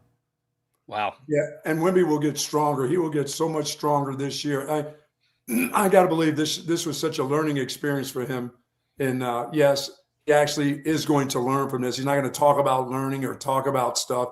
He's actually going to really, really learn from this experience of getting pushed around a little bit, because he got shoved around a lot. Now, he did a lot of great things because of his length, but when it came to the physicality stuff, you could see that start to wear him down at the end. I'll tell you a story. It was the year before Wemby got drafted, and everybody was talking about this French kid. And I was talking to his trainer for a story that I was doing. I don't remember what it was about, but it was something unrelated to Victor Wembanyama. It was maybe about one of his other clients or something. And I was like, by the way, your other client, Victor Wembanyama, right? And he goes, yeah. I was like, is the hype like real with this guy? I didn't watch French basketball, you know what I mean? I didn't know what was going on. And he's like, dude, let me just tell you something. Yeah, he's 7'4". The guy can shoot it. He's got all the skill. What really sets him apart is he's got that thing that every summer he's going to come back with something new. He's going to work on something, and he's going to add something every single summer, and he's already doing it. That's why he can handle the ball right now. It's why he can shoot the 3 right now. Is he kind of took that upon himself in high school to do all of these things. And we've already seen it in the NBA the first few years he's been in the NBA. Every year he comes back better. Every year he comes back with something new. We're starting to see him even like use some post moves and things. When he has a go-to post move, forget it. Yes. Forget it. Right now, his post move is just sort of like catch the ball and lean towards the basket, which is great when you're that tall. Like that works. Yep. But like imagine what happens when he actually has some kind of footwork post move stuff. That might be the next thing, might not be, it might be something else. But yeah, that quote always stood out. That story always stood out to me because we see it playing out in front of us. Definitely. Yeah, Wes, your thoughts on the Mavs getting rid of Jason Kidd, bringing in Dusty May, national championship winning head coach at Michigan. Obviously, the Mavs drafting Morez Johnson Jr. too, a bit of a wild card in the top 10 of the draft. Obviously, they got a good thing going with Cooper Flagg, but your thoughts on what Dallas is trying to build around him? One of my favorite picks in the draft. I love that Morez Johnson pick. I love that. It might have been my favorite player in the draft. I'm not saying he's going to be the best player out of this draft, but just my personal favorite out of this draft. I think they got the best defender in the draft, and I don't think it's even a question. And him plus Cooper Flagg, and God bless if Derek Lively can stay healthy. Like that as your defensive front court, dude, forget it. Like we are seeing the return of defense in the NBA, and I think it was a very forward-looking draft pick. And Dusty May, I think it's notable. Like he comes in, and 3 Michigan guys are slated to be lottery picks. The first one off the board is Morez, right? And it was Dusty May who got to pick him. He's like, yeah, out of all my guys, this is the one I want for my NBA squad. I think that speaks volumes. Dusty May is obviously an incredible coach. I don't think there's any question about that. I didn't know him. I talked to him a couple times when he was here at FAU up in Boca Raton before he went to Michigan. And guy's just obviously a basketball genius. And so, yeah, great hire, great draft pick. And I think I think we were starting to learn a little bit about what this Mavericks direction is going to be under Masai Ujiri and Dusty May. And if it's going to be defense first and then figuring out the offense later, I think that's fine because they'll figure out the offense later. Cooper Flagg's going to continue to develop. Morez Johnson does have a little bit of a roll game and a downhill game that I think will be a good pairing with him. You obviously got Kyrie coming back. He could score in the half court pretty easily. And so, yeah, I think they got a good thing going. You know, Wes, for Dusty May, I mean, was this something that he has always? Did you know anything about the possibilities of him leaving Michigan, or was this something that he just wanted to do with the Mavs? Or they've been courting him for a while, or is this just him saying, you know, college basketball the structure is so crazy now. I'm more stable to be an NBA coach than I am actually to be go back to Michigan. I'm losing all these guys at Michigan, the stability, the portal, all that other crazy crap that goes on. Is this just a better fit for him? I think if you're a basketball coach at this point, college basketball has to be a stepping stone, right? Like nobody wants to deal with the NIL anymore. It's essentially a Wild West version of the NBA, right? I mean, you've got college teams hiring general managers, you got transfer portals. I mean, at least in the NBA, you've got contracts, you know? And like just, you know, whatever. We don't have to talk about like player empowerment or like the rights of the whatever. Just if you're a coach, if that's your job, you would rather have the stability of the NBA than the Wild West of college basketball and college sports right now. And so for Dusty May, you know, I don't claim to know him at all, but I know that, you know, Eric Spoelstra down here in Miami was very, very high on him. And, you know, because FAU made that run, what was that, 2 years ago now? And so it was just something that we would talk about like off the court, you know, after practices and stuff like that. And he just like, look, what FAU is doing is real. This Dusty May guy really knows what he's doing. Not surprising at all that he goes to Michigan and has the success that he has. Like sometimes you're just a really good basketball coach, college, pro, high school, pee-wee, it doesn't matter. And Dusty May is one of those guys. There we go. Wes, my last one for you. The Rockets, the one Texas team we haven't asked you about. Disappointing year for them. Obviously, Fred VanVleet getting hurt before the season started didn't help their cause, but they get to the playoffs. They're playing a shorthanded Lakers team. Everyone's picking them to win. And Marcus Smart, who's now on the Rockets, funny enough, I mean, that guy looks like a Hall of Famer against them. It was a disaster. So a lot of people wanted changes made in Houston. They haven't done a ton just yet. Udoka's still there. Durant's still there. Are the Rockets a rudderless ship, or do you think they're a couple moves away from being a legit contender in the Western Conference? Yeah, it's TBD, right? Like, you know, the Fred VanVleet injury basically derailed their season. And I said it back then. I was like, that's it. Like, window for this season is closed. If you don't have Fred VanVleet, you've got, like, this team can't win the championship. VanVleet's not their best player. He might be their most important player because he's the only one that does that particular thing. And then, so they go out and get VanVleet insurance. He opts into the $25 million. They go get Marcus Smart, Bogdanovich. So they just add more bodies at the position. Okay, we had a problem. Throw money at the problem. That's not a bad, you know, that's not a bad approach. But we'll see, right? I think you got to see what this roster looks like with a true floor general on the floor. Kevin Durant clearly cannot do that at this stage. I mean, every team just figured out, hey, if Durant's bringing the ball up, we double him at the half court, and then he turns it over. Yeah. And we just saw the Lakers just like make mincemeat of that offense really quick, and that fueled that first round upset. So, you know, having somebody else to handle the ball and do some of that, that'll be key. How does Udoka handle the young guys? It does feel like, okay, we've added more veterans to this roster. VanVleet's going to obviously return to the starting lineup. Marcus Smart is going to demand some minutes. We'll see what happens with Bogdanovich. Is he more of like a locker room vibes guy? Do they actually envision a role for him? We'll see. But like, what does that mean for Reed Shepherd? What does it mean for some of those younger guys on the roster? Are they going to be able to bring back Tari Eason? I think those are all really important questions. But to me, I think Houston has to at least go into the season, figure out what it looks like, and then if they need to make changes, it feels like that's a trade deadline team. And, you know, I'll just say this, not for nothing. Kevin Durant doesn't get moved in off seasons. Kevin Durant gets moved at trade deadlines typically. So that's true. But will Kevin Durant have enough in his tank? I mean, his tank, it's hard to fill that dude's tank now at this age, just is. And with that body, it's almost like, I mean, Steph Curry can come off the bench for the next 15 years and shoot 3-pointers. I don't know if Kevin Durant can get up and down the court to do that, to get to the other end offensively to shoot them. Yeah, I mean, the guy, when he gets to that mid-range spot, he's still money, right? And that's ultimately his utility. This is a guy who was obviously, you know, arguably one of the best players the best player in the league at some stage, and certainly one of the best two with him and LeBron for a long stretch there. But you know, his powers on defense and as a playmaker has obviously, you know, faded a little bit. But he's a play finisher now as opposed to an everything that he used to be. Mm-hmm. He's still one of the best play finishers in the league. The problem for the Rockets last year was they had no play starters, right? And now you hope that with some of these additions and these returns that they do. Yeah. Wes, great stuff, man. Before we let you go, I want to give you the opportunity to promote everything that you have going on. How can our audience find your great work covering the NBA? Yeah, check out Locked On NBA Daily, part of the Locked On Podcast Network. We go every day, Monday through Friday at 1 p.m. Eastern is when it publishes on YouTube and on podcast apps. So check that out if you want some NBA talk. And then check out Real GM Radio. It's been around for a really long time. And we just expanded it to add a bunch of new podcasts. So we're going 4 days a week with, I think, the best NBA analysis that you can find as a network. And that's YouTube and wherever you get your podcast, Real GM Radio. Awesome. Wes, fantastic stuff, man. Really appreciate the time. Hopefully we get the chance to do this again down the road. Thanks, guys. Thanks, There he Wes. goes. Wes Goldberg, Locked On NBA, Real GM Radio. Fantastic job covering all things NBA, giving us a breakdown of some of the moves that have gone on and talking a little bit about the 3 Texas teams as well. Yeah, just go ahead and thank you, Brad Stevens. This is going to work. This is going to work for the Sixers.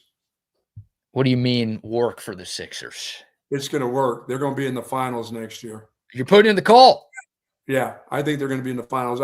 I think that what he said about Maxey being still he's their best player. There is no doubt about him. And that guy can defend. I mean, he can score, he can defend, and Edgecombe is special. And I don't know. My expectations are with a guy like Jaylen Brown coming there. I don't know. Does that do anything to Joel Embiid? Does he now become a little bit more mentally strong? No. Now he's still going to miss all those games, isn't he? Yeah. You just have to be careful with him, because a hangnail on his finger, he's out. I mean, he's that guy. He's fragile, Buck. Yeah, but the guy plays. I got to believe he plays through some stuff too, but I don't know. That hit, they got the red card last night. That would have put that dude out for a whole series. I would have put that dude out for the whole season. Yeah, that's true. That would have been a season-ending injury for him. Yeah, I have a hard time believing Embiid plays through a lot of stuff. It does feel like every time that guy gets a hangnail, to use your word, he's on the shelf and misses half a year. God. So he's a great player. He's a former league MVP. He's been an all-star 7 times. He's been an all-NBA player 5 times. It's just he was getting hurt a bunch as a young dude. Yeah, that dude is soccer soft. I mean, it goes back to college. His 1 year at Kansas, he got hurt. And at that point, he was a stick. Now he's put on a bunch of weight, which some people are like, yeah, you put on a bunch of weight. That's great. You're going to be more durable. Well, now he's putting more stress on his joints. And I think that's not helping his cause. But, yeah, some guys are injury prone. And you know what they say about guys who are injury prone, Buck? What's that? They're prone to injury. Yeah. And that's Joel Embiid. So they don't need him to get through a regular season, but to win a championship, I think they do. And I like what Wes said. Like they can't just rely on and bank on Embiid being healthy in the postseason. They got to have a couple of backup bigs who are good enough to make sure that they could still win series if Embiid is on the shelf. Well, that's what I'm saying. When you get Jaylen Brown right now at this age and as good as he is with the other 2 guys, you may have to start looking elsewhere. It's hard to start looking elsewhere when you got a 7-footer because they're not everywhere. It would not shock me if Embiid got traded this offseason. I don't think they should. I think they should try it 1 year if they can make the numbers work financially. And I think they can. They wouldn't have made the Brown trade if they couldn't. Right. I think they should give it a year. But it wouldn't. Again, it wouldn't surprise me. He starts missing his 8th game in a row. Well, it wouldn't surprise me if they traded him right now. I mean, look, worst case scenario is you do give it a year, Embiid gets hurt, then you trade him for pennies on the dollar. Like, that's not what you want. His value right now is not crazy high, but it's higher than it would be if that trade him before he gets hurt. Right, exactly. He gets hurt again and misses half a season again, and that's not going to help the return that Philly would get. So I think they should try it, but it would not shock me if Philly's like, you know what? We've got our 3 stars with Maxey, with Brown, and with Edgecombe, who I think we all believe is going to be a star if he's not one already. Like, let's go get some bigs. It's not like we trade him and then we got nothing. Let's go bring in some other pieces, but we're not going to rely on this dude because he's unreliable. Yeah, it's going to be interesting how the Mavs, how they build around Cooper Flagg too. A young head coach now. That's they're looking to get some bigs to work with Cooper Flagg too. He'll need a couple other buddies to run with, but he's a special player that they really. It'll be interesting to see who they bring in with him. Yeah, they obviously Kyrie coming back is huge. I mean, the the Mavs could be a playoff team this year. They're not a real contender in the West, but like Kyrie comes back and is the same Kyrie and Flag takes a step. Like that's a really, really good 1-2 punch. And they've got a couple other nice pieces too. They did make a trade yesterday for a guy, Santi Aldama from Memphis. Carmen Sandiego? Huh? Who was his name? Carmen Sandiego? His first name is Santiago. It goes by Santi. Santi, okay. So close to Carmen, I guess. That's the last name and the first name are close. But he's been on Memphis the last couple of years. He's a 7-footer. He averaged 14 and 7 last year for the Grizzlies. He's an enforcer. He's a big body, and he's one of the dirtiest players in the NBA. I know he's on my favorite team, so I'm supposed to go to bat for. Like, this is a guy who's going to enforce. Someone tries to mess with Cooper Flag, you're going to bring this 7-foot Spaniard out there to rough him up a little bit. Now you're talking. So Mavs didn't give up they gave up a very protected future Golden State first-round pick to get him. I like the pickup there. He'll help. And, yeah, again, the Mavs, they're not a contender in the West just yet, but they can get into the playoffs, I think, this year if things go right. And then it's about continuing to build around Cooper Flag and then hoping when Luka's a free agent in 2 years, he comes back to Dallas. What? Oh, when he's done with L.A.? When he's done with L.A., L.A.'s only signing white people this offseason, it appears. They're letting all the brothers go, and they made a big trade for Walker Kessler, Whitey. Yeah. Obviously, they paid Austin Reeves this offseason. They're going to have a lot of white guys in their rotation. Hey, Luka, as long as Luka scores 60 a night, that's all cool. Yeah, I don't know if Luka loves what's happening right now in Los Angeles, but they're trying to build a team around him, obviously, with LeBron out the window. All right, we'll take your thoughts. Some NBA conversation here on a Thursday. So much has happened already. So much more, I'm sure, will happen over the long holiday weekend, and we'll be talking all about it right here. But we'll shift gears. We'll get into some more football conversation and then the BBK news and why today's not so bad. But before anything else, how about a few more sponsor shout-outs? So to our friends over at Woods Comfort Systems for 70 years in Central Texas, they've been getting it done with air conditioning and heating, folks. And now they are doing plumbing. Trust Woods Comfort Systems. If you have any problems plumbing, indoor or outdoor, do trust those folks there. Right now, you can get $70 off of any repairs on your AC or your plumbing and 70% off for 36 months financing on all Bryant systems. I have these folks come out twice a year to make sure my air conditioning system is running smoothly. And, folks, it has been and still is. And hopefully it's going to stay that way. So if you've got problems and you're not quite keeping the temperature the way you want it, call in our friends at Woods Comfort Systems, folks. Central Texas, nobody does it better. They don't. WoodsComfortSystems.com, 512-842-5066, their website. And Google me. Yeah, Google them. There you go. They got ridiculous amounts of 5-star reviews online. Altstadt Beer. Google them. Yeah, baby. Google them, and you'll find that they were named Brewery of the Year in the state of Texas. If you're looking for something to do this holiday weekend, how about a trip down to Fredericksburg to the Altstadt Brewery? I mean, it's a scenic drive. It's a beautiful drive, but also at the end of that drive, you talk about a pot of gold, you're going to get the liquid gold that is Altstadt Beer. They've got live music every weekend. They got an indoor venue. They got an outdoor beer garden. They've got a German-style restaurant whipping up all sorts of European cuisine. The food there is fantastic. And most importantly, you're going to get plenty of samples of the greatness that is Altstadt Beer. It's the only beer that I drink, should be the only beer that you drink too. Whatever you have going on this holiday weekend, look, your good times are going to be made better with a great beer by your side. I'll probably crack open an Altstadt in about 30 minutes when the show is done because our weekend gets going after that. But I love it. I think you will too. And please remember, whatever you're doing this weekend, drink your Altstadt responsibly. We need all of you people back with us next week. All of you mullets, be safe, be smart, plan a sober ride home. But your fireworks, your grilling, your pool time, whatever you have going on, again, enjoy your time with Altstadt Beer. No impurities, no regrets. Yeah, be careful with your fireworks. We are in a little bit of a dry spell here.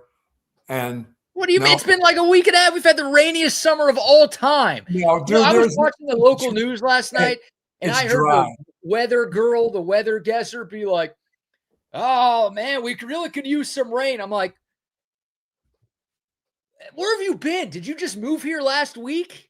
Dude, it hasn't rained in over a week now. It's dry now. It's dry outside. We can't have fireworks out where we are right now. Although that doesn't stop anybody. After USA won last night, fireworks were going off in my neighborhood. Damn right. So be careful. Look out for my house over here now. Yeah, don't Jason Pierre-Paul yourself, please. Yeah, be careful with that stuff. That's why I'm not one of those fireworks guys. Ever since I blew up the phone booth, I have not been a fireworks guy. I'm afraid of those. Yeah. I do sparklers, BK.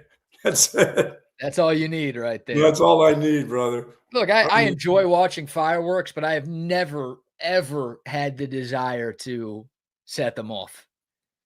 Like even before Jason Pierre-Paul, I was like, it's cool to watch, but like I don't know. I'll watch it. You don't like to light stuff and run back 10 steps before it hits you and puts out your eye or something? I've never been like a big pyro guy. Yeah. I've never been like fascinated by fire. Don't get me wrong. I enjoy a good fire every once in a while, but like I've never, I know that's like a stereotypical guy thing is like, yeah, I got to see crap explode. And I'm like, I'll watch it, but I'll watch it on YouTube. I don't have to like be a part of it. Yeah. I mean, I'm interested in tsunamis, but I don't want to be there. You know what I'm saying? Yeah.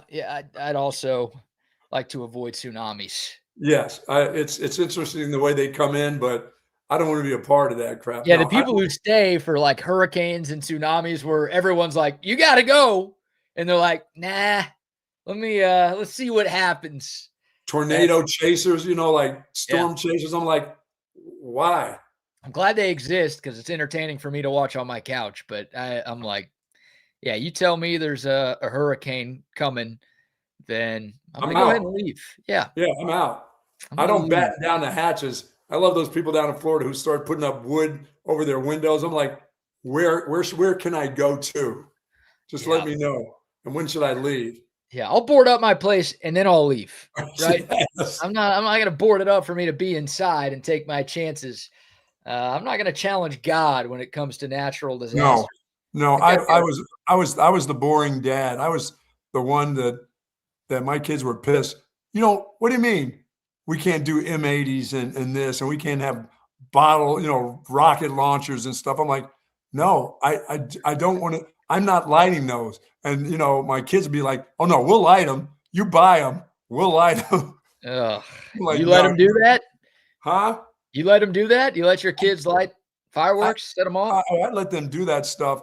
And then I just put a kibosh on it. You want to go do it? Don't let me know you're doing it. Go over to the neighbors and do it with them, but not on the property here. I'm not putting a roof on fire. I'm not having Qualis Roofing have to come in and, take off my roof because you burned a hole in the top of the roof. I'm serious. Kids get pissed at the dad. I was the dad that just wouldn't do it. And they get pissed like you were talking about soft, talking about soccer soft. My kids thought I was so soft because I wouldn't do fireworks. That's great. Every kid thinks their parents are soft. That's how it always goes. Good Lord. Yeah, because they want to burn that. They want to see the house burn. The house that you built and paid for and all this stuff in it. If it's burning, they're going to be outside going, yeah. I mean, seriously. I'm like, really? Well, hey, Qualis Roofing and Construction, if your kids blow up your roof this week and you need a new roof, or maybe the neighbor kids light your roof on fire, yes, tell them to pay for it. Qualis Roofing and Construction, they're the best at what they do. Hopefully that doesn't happen to you, but if it does, look, whatever the reason, if you need a new roof, Qualis Roofing and Construction, they want your business. They're the best in business, first of all. They do residential roofs. They do commercial roofs. They've got a great team here in Central Texas. They've got a great team up in the Metroplex as well. And if you do need a full roof replacement, they're going to buy you a Traeger smoker or a Blackstone grill. They're going to hook you up for giving them your business. Also, they'll inspect your roof for free. If you haven't gotten it looked at for a while, you want to have somebody out, call on our friends, Qualis Roofing and Construction, 512-257-0033. Tons of 5-star reviews online. Again, free inspections. They'll even buy you a Longhorns t-shirt just for having them out to your place. They're the best at what they do. And they will handle all of your firework damage if you have this weekend. Yeah, love that. The fireworks they got, you can't, they have a burn ban, but they got firework trailers all up and down the road. I'm like, there's a ban. How come you get to sell all this stuff? What do you want? Well, we all love a great deal, Buck, and they say buy one, get 15 free. No. You're driving on 290 and it's like, oh man, that's a great deal. I might have to stop. That does kind of catch my eye, BK. Buy one, get 25 free. That is pretty catchy. I don't care what you're selling. If I see a deal like that, then I'm going to at least pay attention and do a double take. Oh yeah. I mean, if it was buy one pair of sunglasses, get 25 free, I'm stopping just to see. If it was buy one herpy and get 25 free. I'm thinking about it. I'll be ready. I'll be ready for the next eclipse if they have one of those stations somewhere. I didn't go pay $20 for a pair of plastic sunglasses. Yeah. When's the next once in a generation eclipse that happens? I think in the fall. I think this fall we got one coming. There you go. Well, I was told it was never going to happen in my lifetime, so I guess I've outlived. We got something coming. We got something happening this fall. But it's the last one. It's the last one. Oh, okay. Sure it is. And then we'll have another last one next spring, right? Before the next one, yeah. That's how it always works. All right. Well, we're having some fun. Let's get to the BBK news. All right. Why today's not so bad. Did you see this? A huge national story yesterday that kind of went viral towards the afternoon. And it had people talking all over the world, but especially here in the country. And I'm not talking about the U.S. men's national team taking down 2 countries at one time in the World Cup. How about 2 people climbing the Empire State Building? Yeah. You hear about this? I saw those 2 fools. While we're talking, a man and a woman, a couple, climbed the Empire State Building. When they got to the top, they flew a flag. It was a black flag with white text that said, OU sucks. Okay, no, it didn't say that. Could you imagine how great would that be? That'd have been awesome. I would have said, do not arrest those people. An OU joke or an A&M joke, like, yeah, give them a Nobel Peace Prize if they're doing something like that. But it read, when the power of love beats the love of power, the world knows peace. I'm in favor of world peace. That's a take I can get down with. Unfortunately, I can't even. It's hard to even look at that on video watching that. I know. No harnesses, no parachutes, no ropes, nothing. They are just free soloing this thing. And after they did this, they went down a couple of steps, but they were still near the very top of the Empire State Building. The man proposed. He had a ring. He proposed, and she said yes. They got engaged. God. And then when they got to the ground, they were arrested. Yeah. And I like the guy, the cop in the helicopter going, isn't it a little too hot here for that?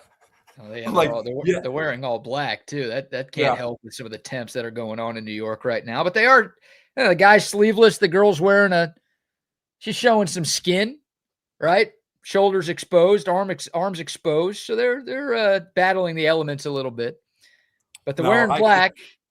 They climb to the transmitter. This is 1,500 feet in the sky.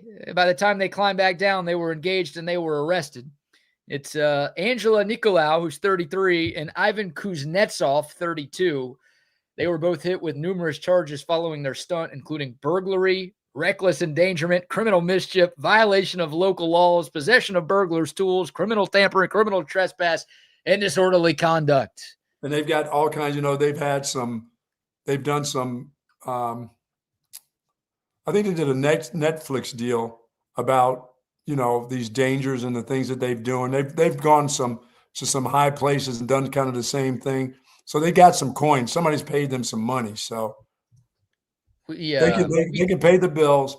It's just that one slip up. You only need one slip up, right? Well, free soloing. We talked about this. There was some guy, Alex Hanold, I think, who on a Netflix special climbed one of the tallest buildings in the world in Taipei, like some skyscraper out there that was 1,700 feet up. And he did it live. It was probably on like a 5 to 10 second delay in case he did fall, but it was basically live television. And he climbed up this thing with no harness, no pairs, none of that stuff. And he made it, thankfully. So this is like this new hobby. I don't know if I want to call it a trend. I don't know enough people who are doing it to where it's a trend, but people are like scaling these tall buildings just with the clothes on their back. And these two did it with the Empire State Building. And why are they getting arrested? I don't understand why they got arrested for this. This is badass. Isn't it? Yeah, they've got, and it's security. I don't know how they get past all the security there. Well, apparently they, according to NYPD, they're still reviewing surveillance. And this is me looking at this last night, so maybe something's coming out today. They believe the duo, they just were in the Empire State Building, and they entered through a locked maintenance hatch on the 102nd floor observation deck. Yeah, well, I think they could pop a lock if these two clowns can climb all the way that high. Pretty sure they popped locks before and gotten through places where it says no trespassing to do what they do, the stunts that they want to pull. Right. Well, they did this during the day, though, while the building was open. Right. So everyone's like, we're security on this. Like, part of it is making sure you don't get caught on your way up doing this. And they didn't. So I'll give them some credit. I know people are like, we need to maybe check our security, because if these two jabronis can do this, then maybe we're not locking this really important building with thousands of people in it every day down enough. But I don't know, man. Like, if you fall and die, then you get arrested. If you live, you're good. Oh, that's the way you see it? That's the way I see it. You're doing the ultimate sacrifice. Yeah, you didn't make it, then that's fine. Then they arrest you once you're dead, once they pick up the pieces, because there'll be a lot of pieces. Yeah. And it's put them all in jail, put them in a cell. That's your punishment for that. Man, oh man, that just weirded me out. I don't like heights, and it doesn't do me any good to watch two people go up that TV antenna either.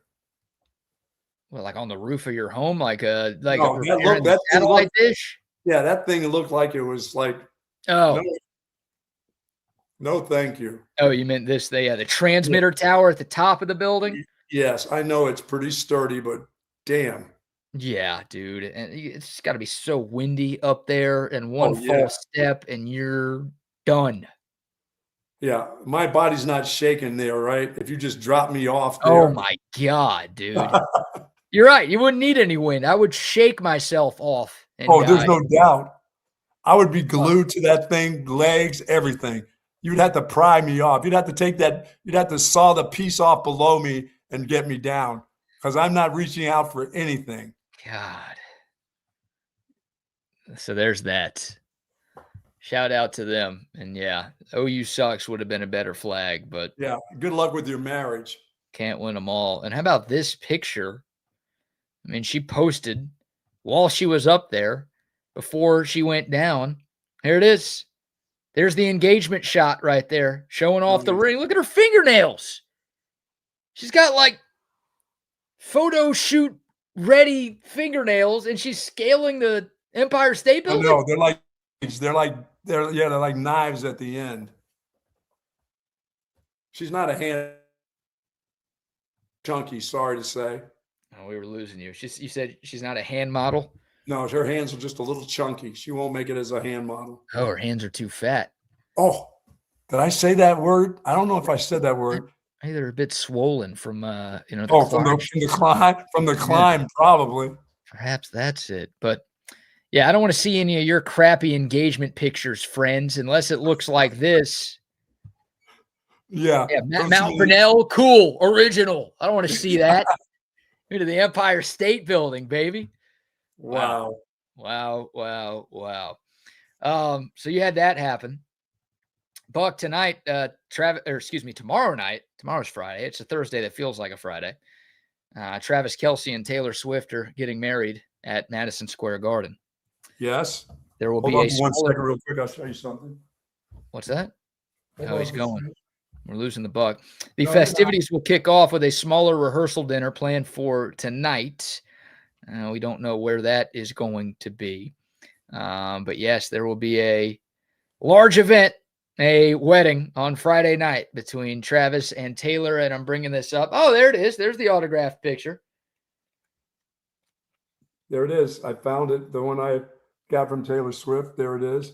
God, she congratulated you on a CMA nomination? That's what it was? Yes.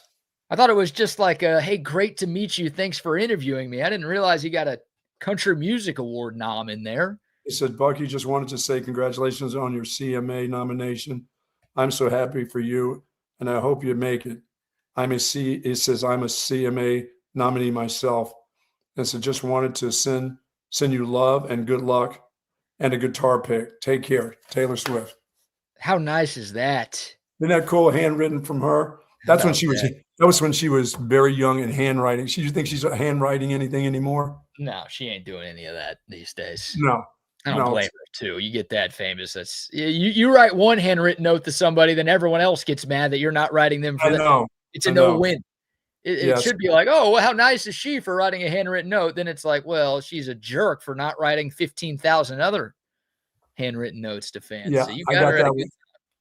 She was young. I think that was her first. I think she was like 18 or 19 at that time. So that's kind of cool. But I think my granddaughter would appreciate that. Now, you did not get invited to the wedding. You told us that yesterday. Very disappointed. And also, I mean, you shouldn't have gotten invited to the wedding. You know why? Why? Because like 3 months into Travis and Taylor dating, you're like, this is a farce. This isn't real. They don't love each other. This is just for PR. They're going to break up in 3 months, and then you were wrong. And by the way, these two, I mean, her career is she's going to do some things for a couple of years, and then they're going to have a bunch of kids. Oh, so I was going to ask how long this wedding lasts. You think it's going to last? I think it's going to last, and this is going to be one of those deals that you said it's not going to last, but it's going to last, and they will grow old together. She'll have about 6 or 7 kids. Those kids are going to suck, aren't they? Yes. Right? And that feels like a safe bet. I'll just say they're going to be wealthy still. Oh, yeah, they are very wealthy already. Not even in the womb yet. Forget out the womb. So that's happening this weekend. Buck, Paramount Sports, we're rolling through some stories I've had kind of in the hopper all week. Paramount Sports is releasing a 4-part college football docuseries. Nice. For the upcoming 2026 season. Does that pique your interest at all? Sure. What if I told you that the docuseries is about Texas Tech? Very disappointed. Very, very disappointed. You're now out on this? I mean, don't we just know enough? Do we need just more of it? We know enough about them, don't we? Paramount Sports is huddling up with Texas Tech for a docuseries on its football team that is eyed to premiere in time before the 2026 season in the fall. 4-episode show. It's going to follow around the Red Raiders and head coach, greatest human being of all time, Joey Maguire. Oh, the greatest human of all time people get to be with him always? I guess so. Nice. I didn't say that in the article. That's just what Brendan Sorsby's agent said. And I guess, he's the only person who gave his quarterback/client a chance to play. So in his eyes, that would make him the greatest human of all time. Yes. But yeah, they're going to follow them, and they're going to talk about Brendan Sorsby, I would think. I mean, it's been in production since January, but if you're following Texas Tech this offseason, that's the biggest thing to talk about.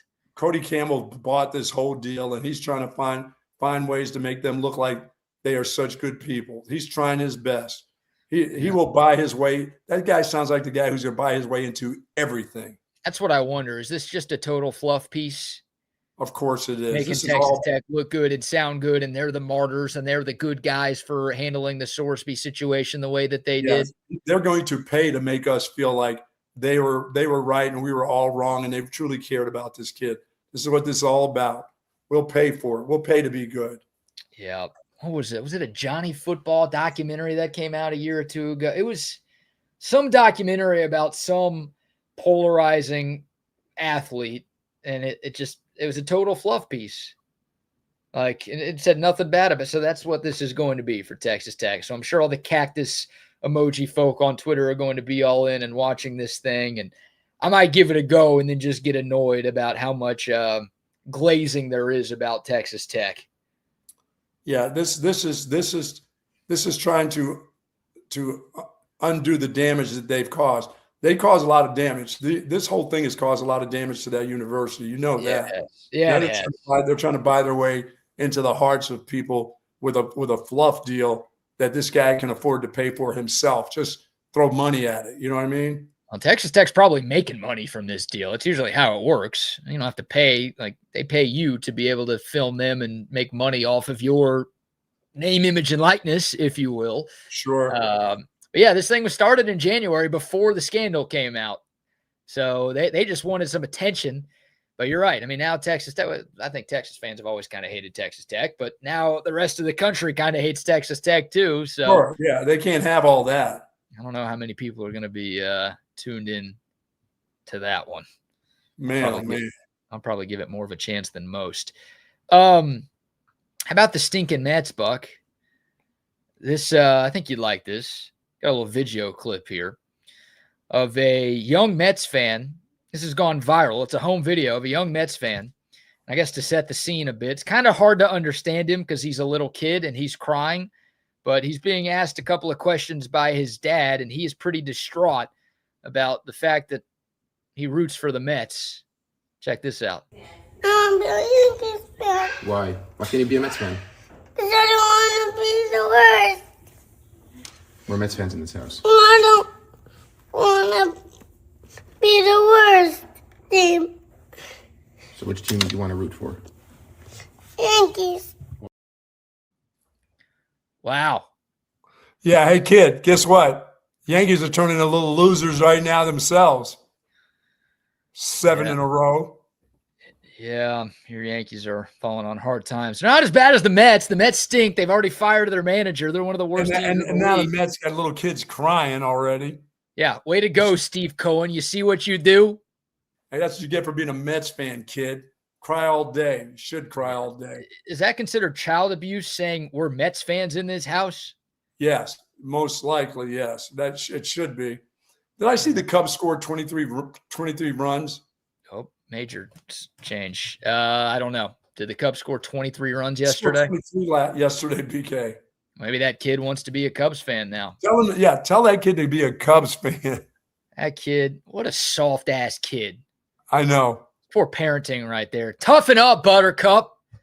Yeah, I want to be a Yankees. He wants to be a Yankees. Yeah, you know who told him that? His uncle. This didn't happen from the dad. It's probably his uncle. The dad's brother probably made the kid do all this stuff. Tell him you want to be a Yankees fan. We win all the time. When the Mets make their one-in-a-decade playoff run in 2033, that kid better not come crawling back. Yeah, that's right. That's right. They don't want him anymore. Oh, my God. Hey, it ain't like the Knicks, you bums. It's a very important decision this kid has to make. But, yeah, Mets are now child abusers, apparently. Good grief. Good riddance, kid. Hey, the struggle will be worth it one day, kid. The struggle will be worth it. And then, speaking of the Mets, another pretty funny clip here. No sound on this one. So the Mets fired their manager last week. And MLB Network, like breaking news, they did a report. They went to New York to, hey, what's the latest out of New York? And here's a reporter talking about it. And look who shows up behind him. The mascot, Mr. Met. And he's dancing. He's dancing behind the reporter, doing all these moves. Obviously got the smile on his face because the mascot always does. Look at these moves. He's talking about the manager just getting fired. Oh, my God. What a stupid mascot. Big baseball kid. That's the most Mets things ever right there. You're talking read the damn room, Mr. Met. Do you not know what's going on right now? We just fired our manager, Mr. Met. Oh, my God. It's iconic right here. No, what's got to come out of nowhere for a Mets fan is a big bat hitting that thing in the head. You think that would hurt? Oh, hell, yes. There's enough cushion and padding on that deal to where it would soften the blow, wouldn't it? Look at that silly looking thing. How great is that? What a mascot. Oh my, he's a smile on. I mean, maybe he's like Mets fans. He's happy. Maybe he knew the manager just got fired and is like, hell yeah, we don't have to deal with this bum anymore.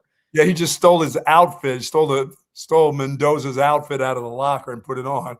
That looks AI, doesn't it? That's a real clip that aired on national TV. Wow. And I wish that would have been hilarious if the reporter's like, not now, Mr. Met. He turns around and says that. Mendoza just got fired, Mr. Met. Yeah, but to his credit, he just he stayed the course. Professional. Oh God. I'm telling you, the Philly Fanatic is still the best out of all those goofballs. Yeah, Philly's. I mean, I can't stand Philly sports teams and their fans, but the combo of the Fanatic and Gritty, the Flyers mascot. Oh yeah. They're both very freaky looking and would give you nightmares, but they're two of the best at what they do. That's for sure.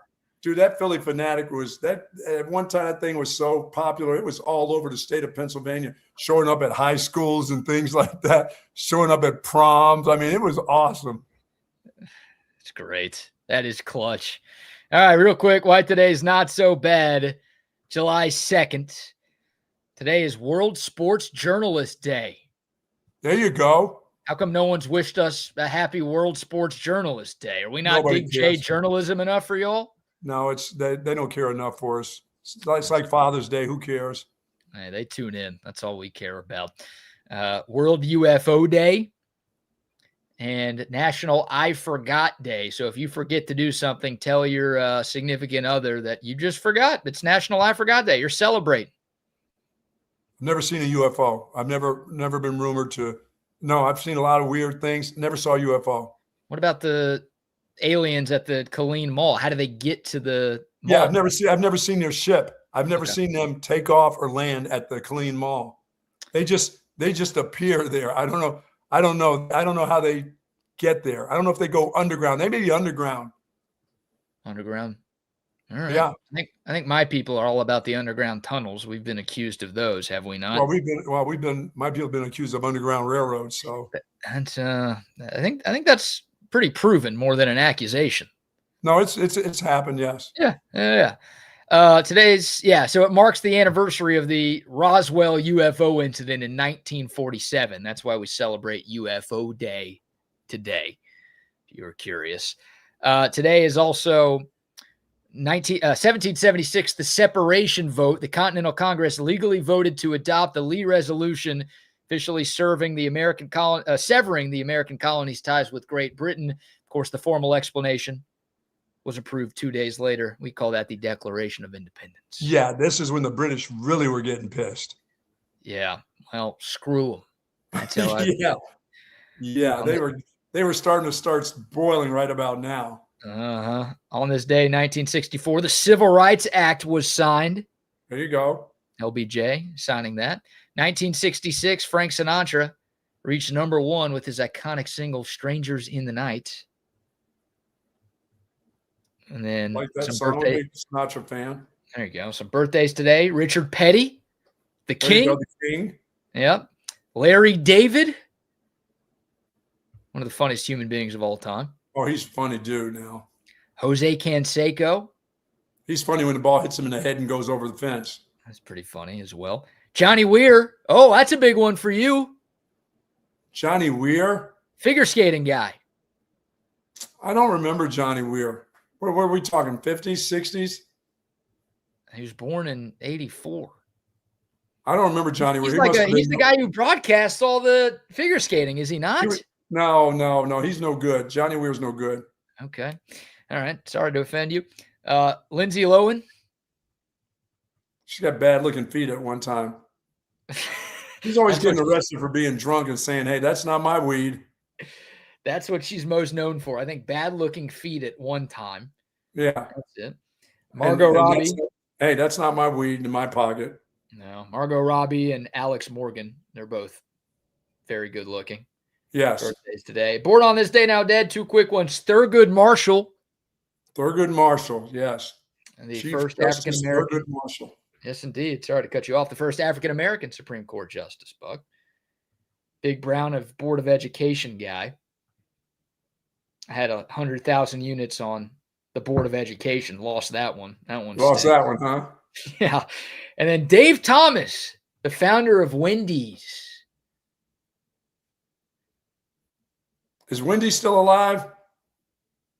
The restaurant? No, the girl, the daughter. I think so. Okay. Wendy Thomas? Yeah, I have not gone there in a long time. I get my shakes from Hat Creek now. Sorry about that, Frosty. Yeah, now you're just making Wendy's nuts jokes. That's about it. Yeah, Wendy Thomas still alive, 64 years young. There you go. So, still single. Wendy's still single? I don't know why I said that, actually. Still got freckles? She's not as good looking as Margot Robbie. I'm going to go ahead and say that. Sorry to offend anybody. All right, well, that will do it for a Thursday show. Buck on to you people for tuning in. Buck on to Wes Goldberg. Buck on to you, man. Good show. Enjoy the holiday weekend. Yeah, man. I'm gonna be very, very careful. Not going very far. Watching a lot of soccer. Watch a lot of westerns over the weekend.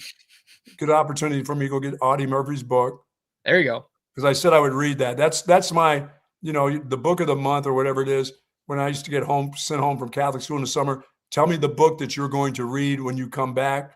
Just read a book during the course of the summer. I'm going to read that Audie Murphy book. I want to know more about it. And the more I see of that guy as a cowboy and as a war hero, I want to know a little bit more about him. Yeah, I'm going to watch some documentary. I ain't reading. You're not doing the reading thing? I can't read. Oh, well, that's going to prevent a lot of things for you then. I made it this far. I think I'm okay. Well, yeah, good. Hey, I don't know how many pictures. Oh, you have one? I got one. Yes, that's what I was doing when you were saying that. So I was looking right at everything you were saying. I thought you were like looking at your phone, or I thought you were maybe taking a leak in your little bucket that you have. No, I got that. I went out there and got this months ago. This is the first one I always get. Is this one right here, BK? I didn't know this was already on the shelves. It's been out for a couple months. First time I had seen a couple months. This is the first one out, dude. I knew that. It's the only one I saw. I didn't realize it's been out for that long. Where's Phil? Right. Still must be coming out very soon then. Yeah, this weekend. So next week we'll talk about Phil Steele and his thoughts on Texas and all that. Listen, you have a good 4th, and be careful, please, out there roaming around and hitting the beach or whatever. Look out at the lake, everybody, please. Be careful. Have your head on a swivel out there. Yes, indeed. Be safe. Be smart. We love all of you people, and we'll talk to y'all on Monday. Welcome. Okay.